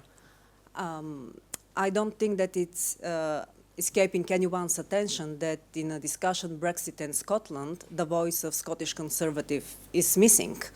And that may that be because the position of Scottish Conservatives is not exactly in tune with the position of the Tories in Westminster. And I just wonder whether there is a chance that SNP can get on side Scottish Conservatives and exert pressure on a weak Tory government in Westminster to make some concessions for Scotland and take Scotland more seriously. And related, is there a chance that SNP can gather support from both Scottish Conservatives and Labour in the UK government to pass amendments which will allow for the powers coming from the EU not to go to Westminster but directly to Holyrood? Alyn. I reiterate what I said about I'm willing to work with anybody who's serious about trying to find solutions to this. I have yet to find a Scottish Conservative who actually is. And I'm deeply disappointed by that. Ruth Davidson during the EU referendum was vocal and effective on the Remain side and then changed. Adam Tompkins, one of the MSPs, was equally on the Remain side and then changed. And now they're arguing black as white for the basis of party hackery. And I think that's a shame. The Scottish Conservative MPs at Westminster could be hugely, hugely influential on this administration. They have all chosen not to. One of them even admitting that she didn't vote in the EU referendum because it was too difficult. I mean, there's strike a blow for the sisterhood doll. I mean, just appalling stuff. So I don't think as a bloc they're minded to be effective on Scotland's behalf. Now, we're open to that, and the Scottish and Welsh MPs have put down joint amendments to the withdrawal bill presently. If the Scottish Conservatives were willing to be part of that coalition, however loose, we're very open to that, but I've yet to see any evidence that they actually are. And I think that's a great shame. David? I don't think I need to add anything, no. Kirsty? Just add one brief comment, agree with what Alyn said. There was a fascinating poll earlier this year that didn't say to Scots, so you leave or remain. It gave them a slightly more detailed choice, out of which about 36% came first and said they'd like independence in the EU. Another, almost the same, another third said they'd like UK and EU. Currently what we are, but what's no longer on offer. And then of the third that were leave, half of those were pro-independence. So you actually only had 1/6 of that poll of Scotland saying we want what we're about to get, which is Brexit in the UK. So you know, in terms of not representing Scottish voices, and as Alyn says, the Scottish Tories could be extremely powerful, and instead at the moment, in terms of whether I'm sure there are amendments to the withdrawal bill that will get passed, and it will take some Tory rebels some have put down amendments, but it's not going to be hailing the Scottish Tories when those amendments go through, I think. Thank you very much. Now, when I mentioned at the beginning, I'd quite like you to flirt with me and either sort of make an eye contact or wave your hand or just have a very demure movement. Somebody over here took his bunnet and waved it wild. So please, let's have your question. Jeff Justice, soon to graduate from the University of Edinburgh from Fort Worth, Texas. You know, there's a part of this aspect that is being forgotten here. Britain sneezed in voting for Brexit, and the rest of the world, not just Europe, is catching a cold as a result. I was very relieved to hear from Mr. Martin that a lot of the Erasmus funding and other European funding is going to continue to come to Scottish institutions of higher education that has made them, quite frankly, the envy of the world when it comes to systems of higher education. But another thing that does that are the international staff and students who are a part of those institutions. Now, a lot of us here, and every international student to whom I have spoken, is having great difficulty, in fact, almost impossibility of finding work here upon graduation. There are a great many of us who would choose to invest our lives back in this country in exchange for the education that Scotland has invested into us. And the feedback has been almost unanimous as to why we cannot even get job interviews. It's that one word in all capital letters up there, Brexit. We're seeing a situation being created here to where Britain is appearing almost as hostile to immigrants as the situation that the occupant of the Oval Office is creating in Washington, D.C. right now. David? And you're going to see, I think, a rapid decline in the status of Scottish institutions with international students and international staff not being able to come here to study and work as a result. Thank you for that. David? I totally agree with you, and it's a tragic situation that we face. I mean, every day, all of us get letters, phone calls from European citizens, and I know you're in a slightly different situation, but it then impacts other nationalities as well. European citizens living here who have been harassed by immigration authorities. And we had a whole number of cases raised in Strasbourg this week. The Commission is promising to take action and to investigate and to take action under EU law if Britain's found to be in breach of its obligations. That's the tip of the iceberg, though. We have banks who will not give people mortgages now because if they're European citizens, because they're not absolutely guaranteed they're going to be allowed to remain in the country. We have people who not only are not getting interviews for jobs.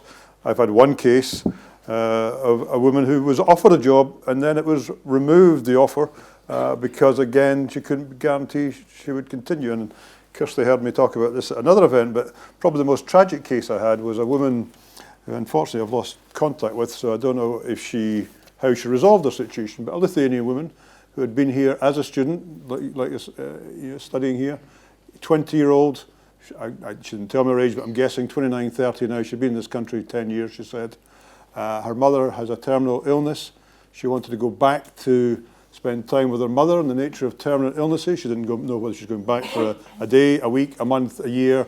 And her worry was, would she get back into this country? And I was able to say that, other things being equal, I couldn't see why not, but I was not in a position to give her that absolute guarantee. And I don't know what decision she made in the end. So it's a point Alyn was making at the beginning.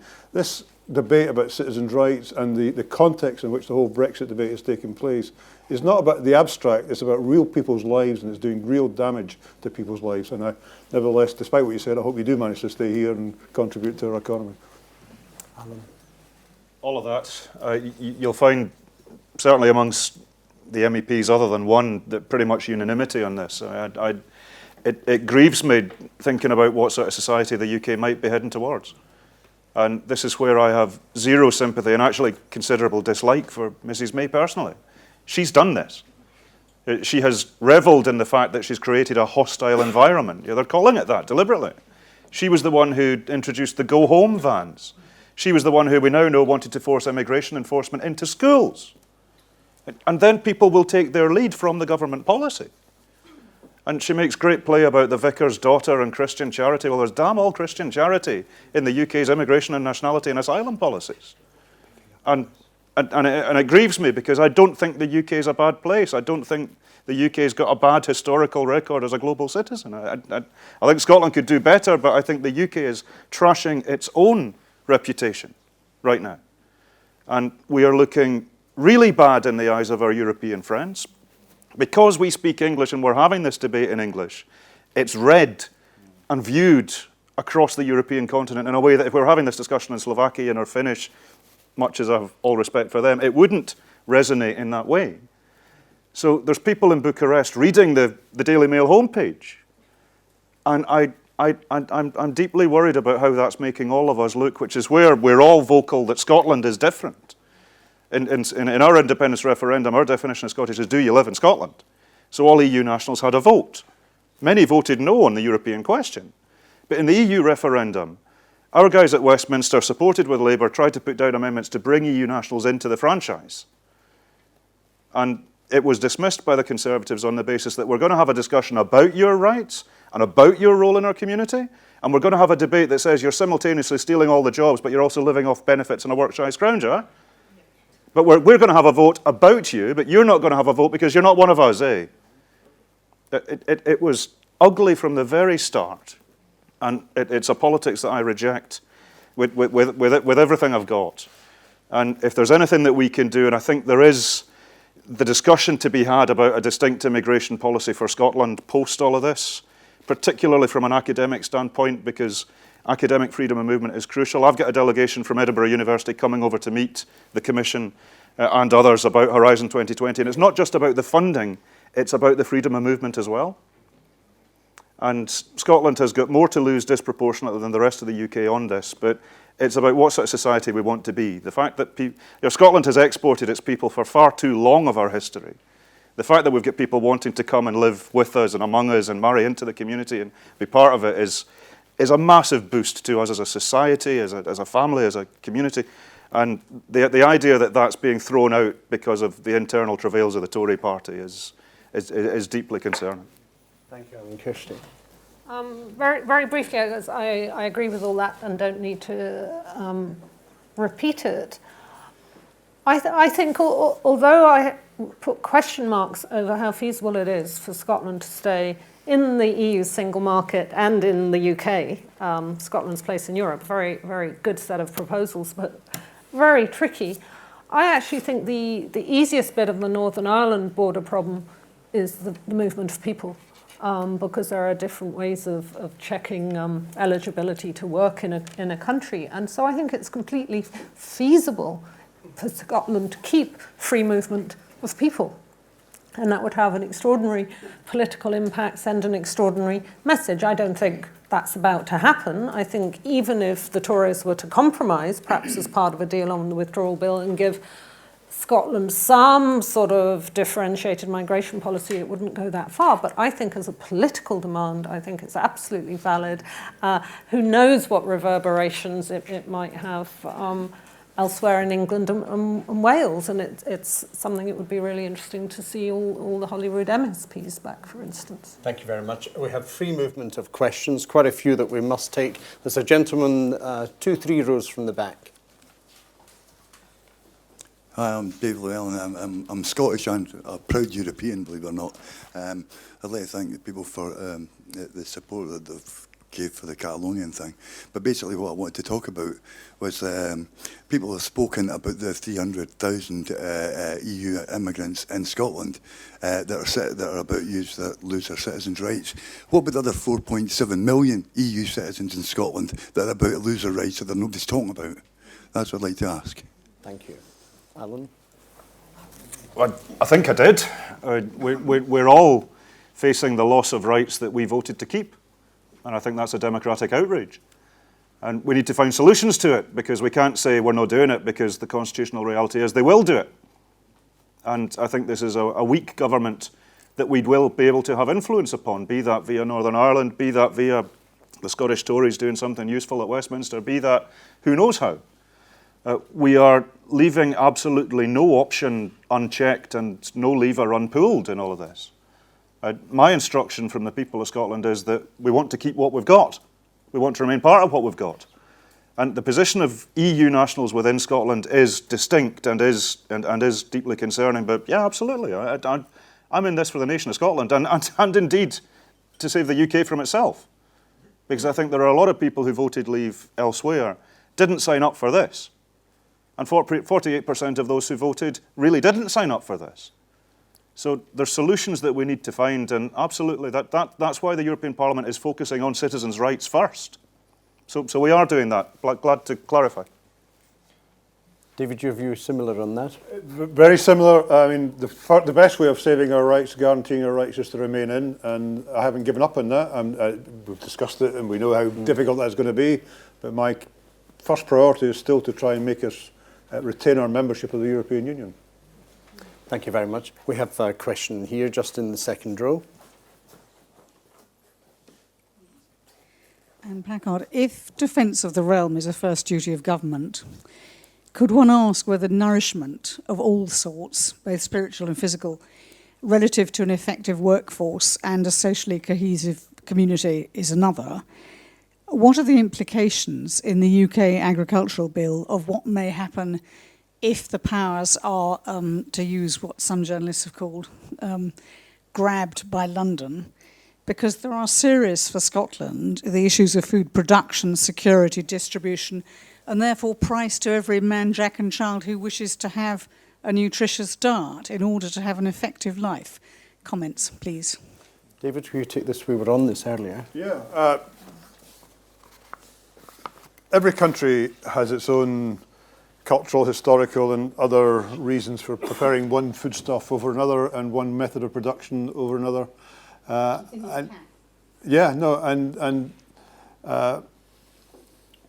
We value, for example, our hill farmers and so on who have been protected under CAP despite criticism. Will they continue to be protected under a UK-wide scheme? Will they have the same priority?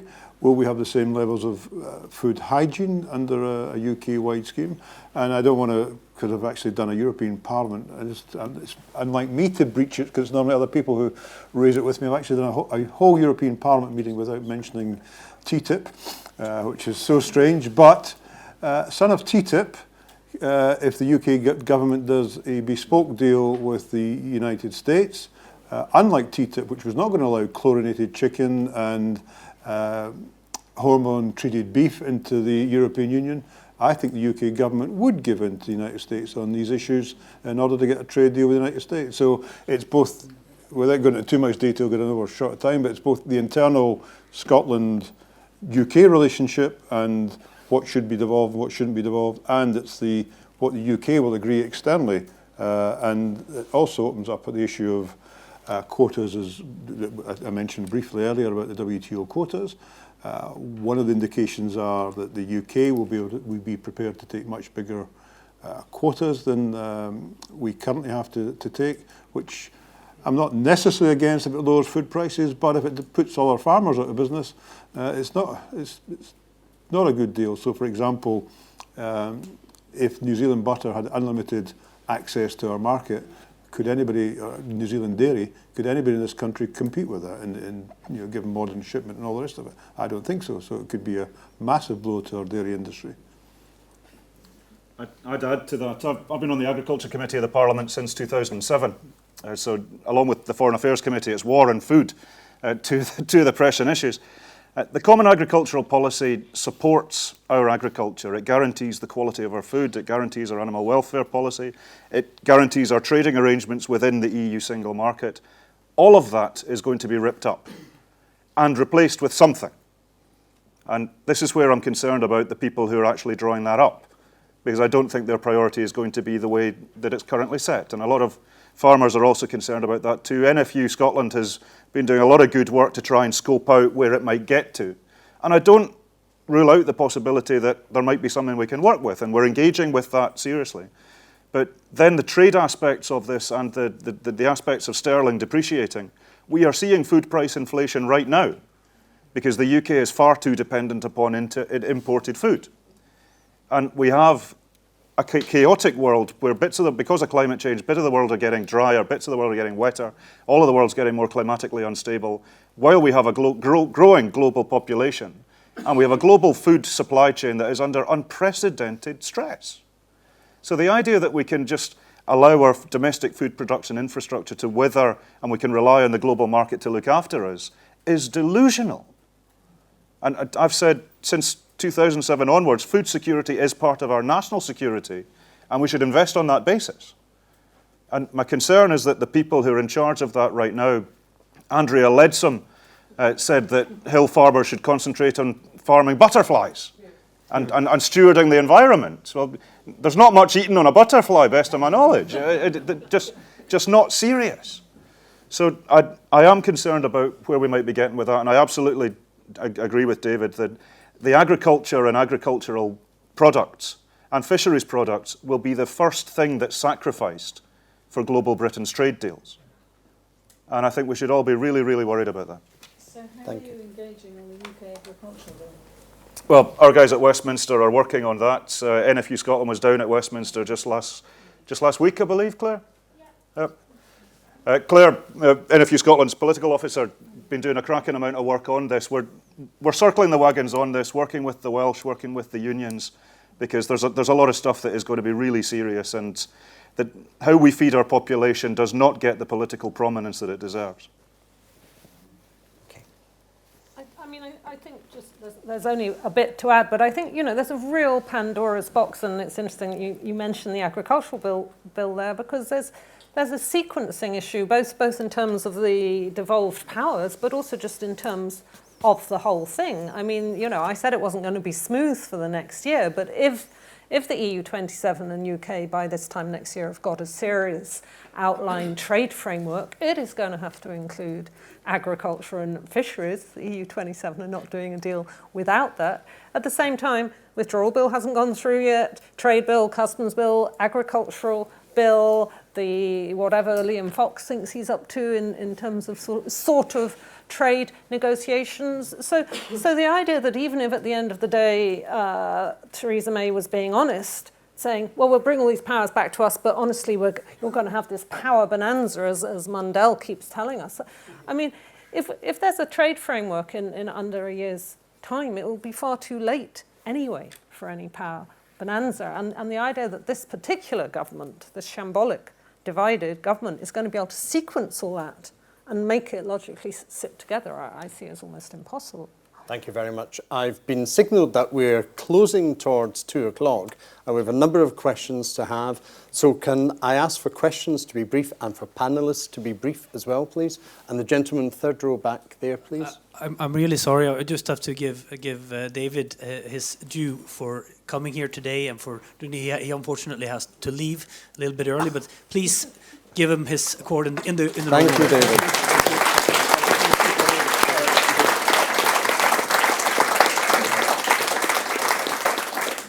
So, to the gentleman in the third row, please. Hi, Adam Gavin, University of Reading. My question is, if we are headed to a second referendum or the way out of Brexit is another vote, how do we change the conversation? How do we get through to people that Brexit is not the answer and that's not the way we should go? And no offence, Alyn, I'm not keeping count, but you have lost the last 2 referendums, I would say. So what lessons have you learned and what would you go into another vote to do differently, I would ask? Well, lost 1-1-1. In Scotland, we won the referendum.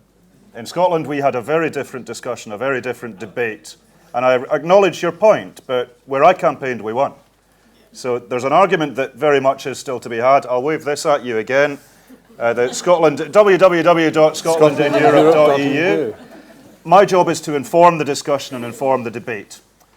What I think we're going to need to see is more cross-party working, more cross-party statements. Because the anti-Europeans, the Brexiteers, do nothing but this in their day. So Nigel Farage making a speech about the outrages of the EU in Catalonia got play on YouTube within seconds. While the rest of us are trying to find an actual solution and do our day job, he's able to spend all his time undermining this structure. And we've seen too much of that. It's about how those of us on the progressive scale actually engage with each other and don't lose sight of the main prize, which is there's a lot of work to be done on this, and we are working with the Labour Welsh Assembly to get some sense into the EU withdrawal bill, the tone of how we have these discussions, and I'd use today as an example. You get 2 parties who historically don't work too closely together, working closely together right now. So I think there is a coalition that's coming forward, and we do need to change the public debate on this, but that'll be partly as the implications of it actually dawn, but we need to be ready to have the answers when the questions are asked, you're right. Question on the front here, please. Murad Keith from NHS 24. I think my concern is that we're already too late, that the UK's reputation and the economy, the damage has already been done and we cannot recover from it. It's already plummeting. The banks have already decided they're going. So they're packing their bags as we speak. And there's a campaign in the media that's simply to not let us know how bad things are yet. And my concern is that by the time the impact is actually felt, that actually for the UK, it's too late. There's no way back. There's no capital investment coming in, and they won't invest in the future, even if we pulled out at this point, because there's not enough trust in the continuation of being in the EU. So actually what we need to find is a solution for Scotland that actually disregards what happens, because I genuinely don't think there is going to be a second referendum on the decision. There's no appetite for that, and there's no party effectively that's suggesting that we do that. So what can we do in Scotland? Can we force those decisions? What can we do in Scotland that will protect Scotland, whatever that future is? Can we hold that for a second? I'll take another question because we must try and wrap in. Please. Hello, Susanna Ray from Perth for Europe. I've got a question, and it's to do with how we convince people on the sort of hard end of leave that the current situation is disastrous. Now, there's also people at the other end of the Leave campaign, the sort of Leave Alliance people who are appalled at what's going on as well, because they think we should remain in the EEA. Can we not somehow use Leave voters' arguments to convince other Leave voters of the disastrousness of the current sort of hard Brexit? I mean, I'm a Remain campaigner. I'm just looking at how you can convince people that actually right now it's going to be horrific in a way that remaining in the EEA wouldn't be as horrific. Kirsty, can you respond to both, please? I mean, I think those two questions are clearly linked. What concerns me at the moment is there isn't in the Remain, whether we're now 48% or perhaps 54% according to a recent Survation poll, where is the political leadership and where is the political voice across the UK for those people? So I think we need to see political leadership. You can't sit there waiting for the polls to shift so that maybe it'd be great if they went to 58% Remain and stayed there. Maybe that would make Jeremy Corbyn think again, but I think it needs real leadership, and I don't think soft Brexit is the way to go, but I think you're absolutely right that in terms of, and it relates to the previous question about how do you win, you've got to marshal your arguments across both the economics and the politics, and you've got to do it together.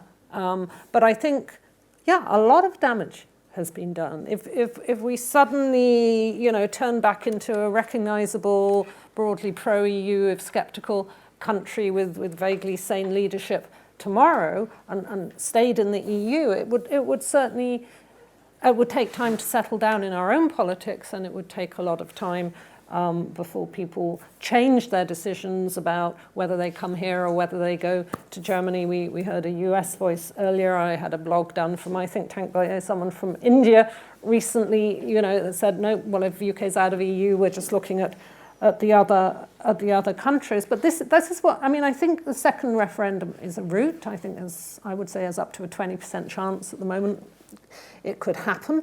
But I'm very worried that the talk about soft Brexit, the talk about a vote on the deal, I understand the logic of it all, but it means we're not getting enough strong voices saying this has already done enough damage, we need to halt it now. And I think, you're right, the woman in the front row, that if you listen to the discussion when they discuss us in the EU 27, they see it much more clearly as damaging than the impression you get in our own media. On Morag's point about is it too late, well, I hope not, but I share your pessimism. And I'm having good days and bad days lately. So there's something about this whole thing that turns me into Begbie from Train Spotting sometimes. It's Mrs. May's speech in Florence was one of them. It was just, this is not serious. And it's not being serious with the Leave voters, because that's where we need to persuade. The Remain voters are staying Remain. The Leave voters, many, are still quite comfortable in their decision, because the consequences have not been explained. And there's an industrial-scale disinformation campaign to tell them everything's going swimmingly. And I think that can only last for so much longer before the wheels come off. I think we're seeing it now. I think Mrs. May's conference speech this week really has fired the starting gun on a period of internecine warfare within the Conservative administration. And as people start to see that this is really serious and they're really falling out, I think that the real-world implications will dawn on people, and I think we need to be ready with the answers as to why this is all happening, that Monarch Airlines did not collapse because it was badly run. It collapsed because of Brexit uncertainty and the sterling, which has fallen because of Brexit. And we need to be more vocal about what those consequences actually are. And the arguments, Susanna, that we use will be different for different people. But my point would be about the tone of the discussion. And that was where I was keen to stress at the start that I respect how anybody voted. And I want to understand why they voted. Yeah, 38% of Scotland did vote to leave. I want to know why that happened. And I've had those meetings in various places around the country and had the hard discussions. I went to Shetland for 2 days during the EU referendum. And the idea that fishing communities are pro-leave is not the case. Because anybody who's actually involved in the fisheries sector in Scotland knows that the single market is existential for Scotland's fishing sector. Aquaculture, processing, and the catching sector. So there's a lot of pedagogic effort that needs to be made on this for politicians to explain how it's all actually working respectfully. And put aside the knockabout, put aside the my party's got the monopoly on wisdom and you guys are all quislings. We need to stop all of that. And I think there are signs that that's happening. And I think with the Greens, the Lib Dems, Labour, elements of Labour, SNP, I think there is a coalition that's forming that will provide leadership. And I take Kirsty's point about we should be opposing Brexit. I find, but that's not where a lot of people in the UK are right now. So let's have the space about what's a soft Brexit, what's a hard Brexit, and bring people into that space where we're discussing granular options and real outcomes. And I think that will bring people into the discussion, because at the moment it's too binary and we've not seen movement. But I think, and I remain confident, and I've seen some indications that people are starting to look about think about what this means for their own future. And people are actually attaching the consequences of what the future is going to be to the Brexit decision. And I think this is going to move very fast. Remember where we were 2 years ago. Think where we'll be in 2 years' time. This is not fixed, which is a problem for politicians, because we like to do black and white. I'm wrong, she's right. You know, no, she's wrong, I'm right, obviously. But we like to do the certainties, the black and white, the binary stuff. This is not that, sadly, which is where it's such a difficult political argument. But my instruction from the people of Scotland is that we want to remain within the EU. That's my starting point on all of this. We're going to overrun with a couple of other questions. Lady here with the glasses towards the back. Forgive me for pointing. I'll get told off when I go home. So my name is Chiara Ginestra from International Voluntary Service. My name says that obviously I'm not from here, so I'm one of those 3-odd million who couldn't vote in the referendum, and I've got like a future uncertain here, but I still managed to hold down a stolen job at the moment, so that's great. But my question is just quickly, we were saying before about the possibility of a second referendum or maybe another referendum on the deal. Do you think that I will be able to vote then?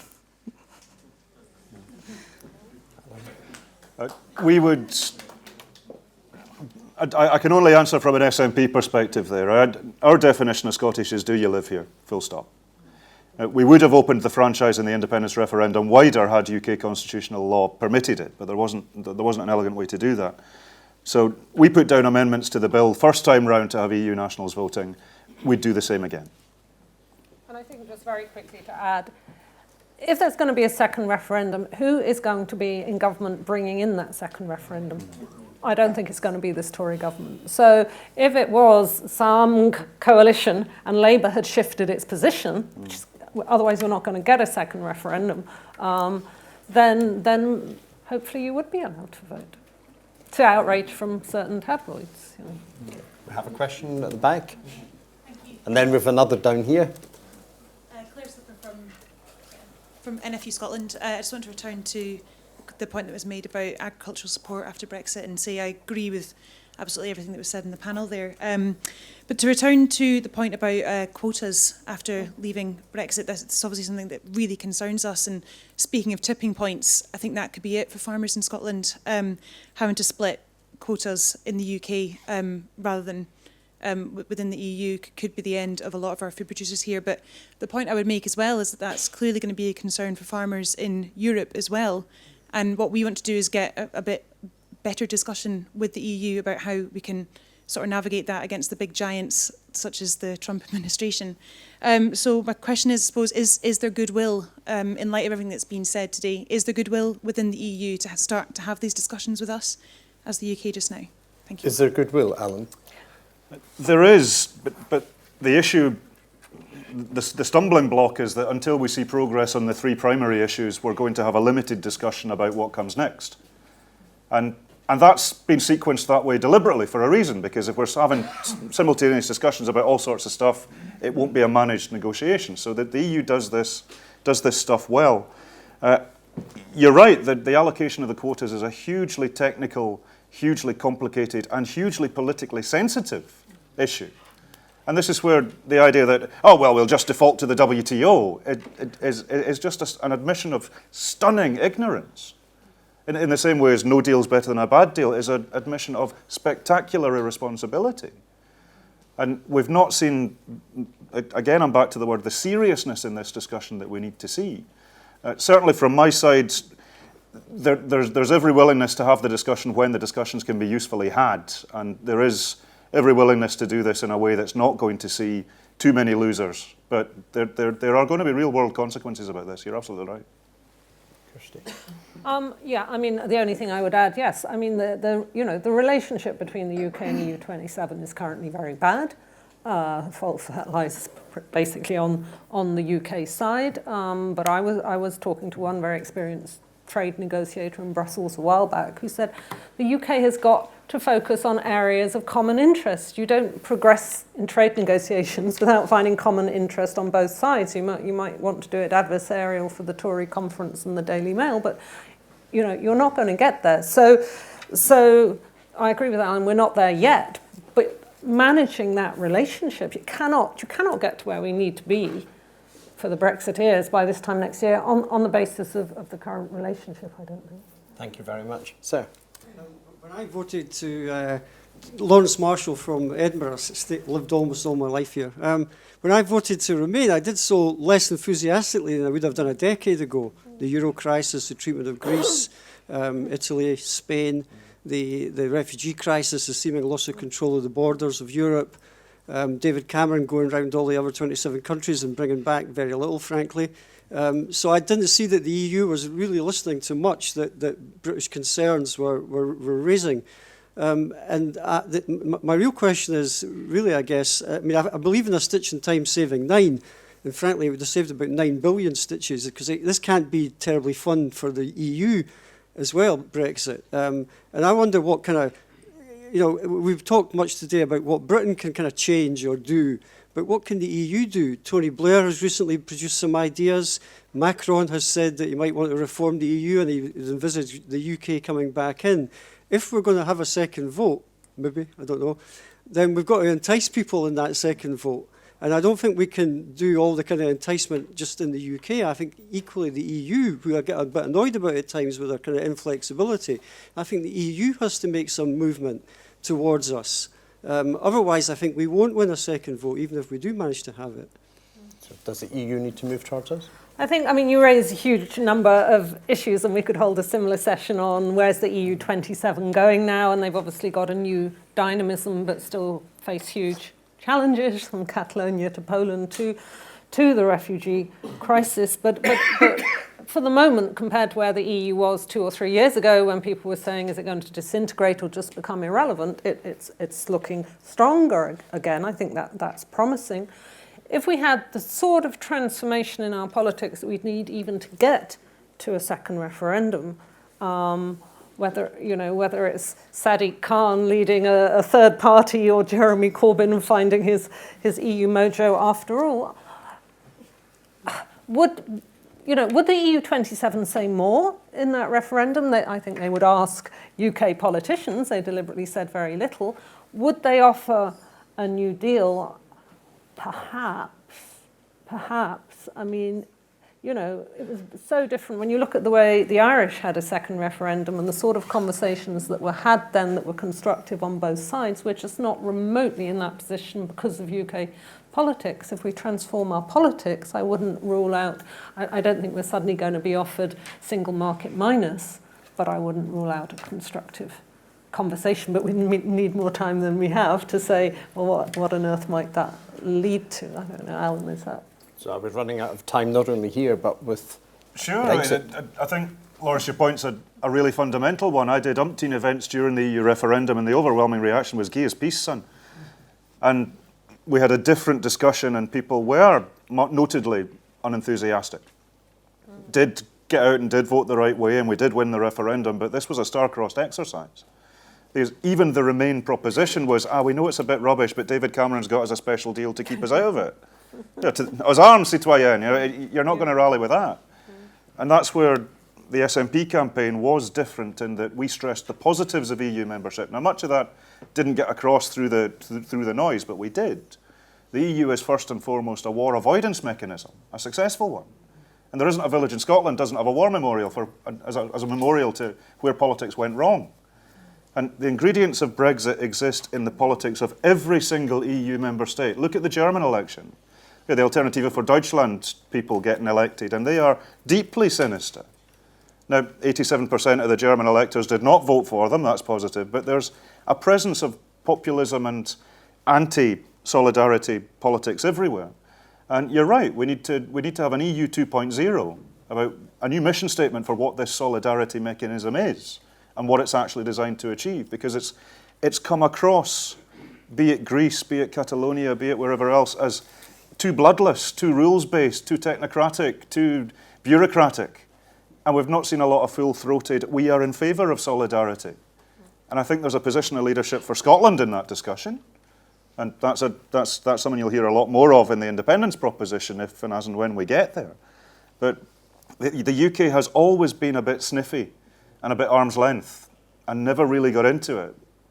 And David Cameron pulling the Tories out of the EPP, then a special deal from this and an opt-out from that, and it leads to Brexit. And I think Brexit is the shot in the arm, and we see some of it from President Macron, we saw some of it from Jean-Claude Juncker's speech. Mrs. Merkel, I believe, is going to make quite a significant intervention in about a month's time.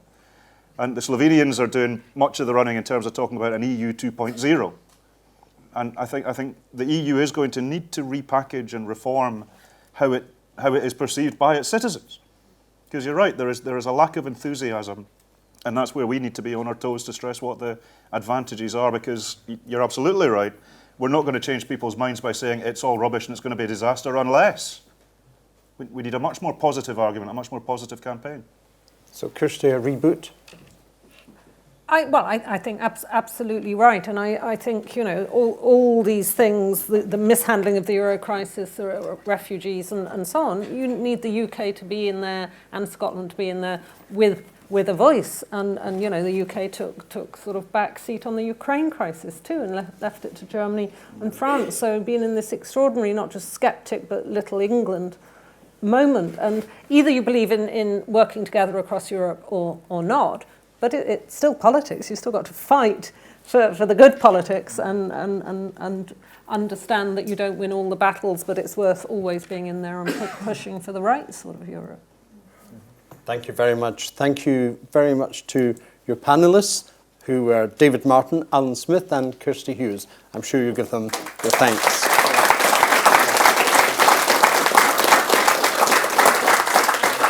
Thank you very much indeed for your questions here in Edinburgh, and also many thanks to you watching and following us online, courtesy of Glowcast. We've enjoyed your company as well and your questions. Thank you very much indeed. In wishing you a bon weekend, my name's Charles Fletcher. Enjoy. I hand you over to Per. Yes, from the European Parliament office side, I would like to thank Charles Fletcher, your moderator, as well, in the same way. And I would encourage you to keep on debating, giving your questions. You're more than welcome to send your questions to us. You have the contact details here on this screen. And I also know that all your MEPs and your other participants up here are very happy to continue the discussion, both online and offline. Thank you very much.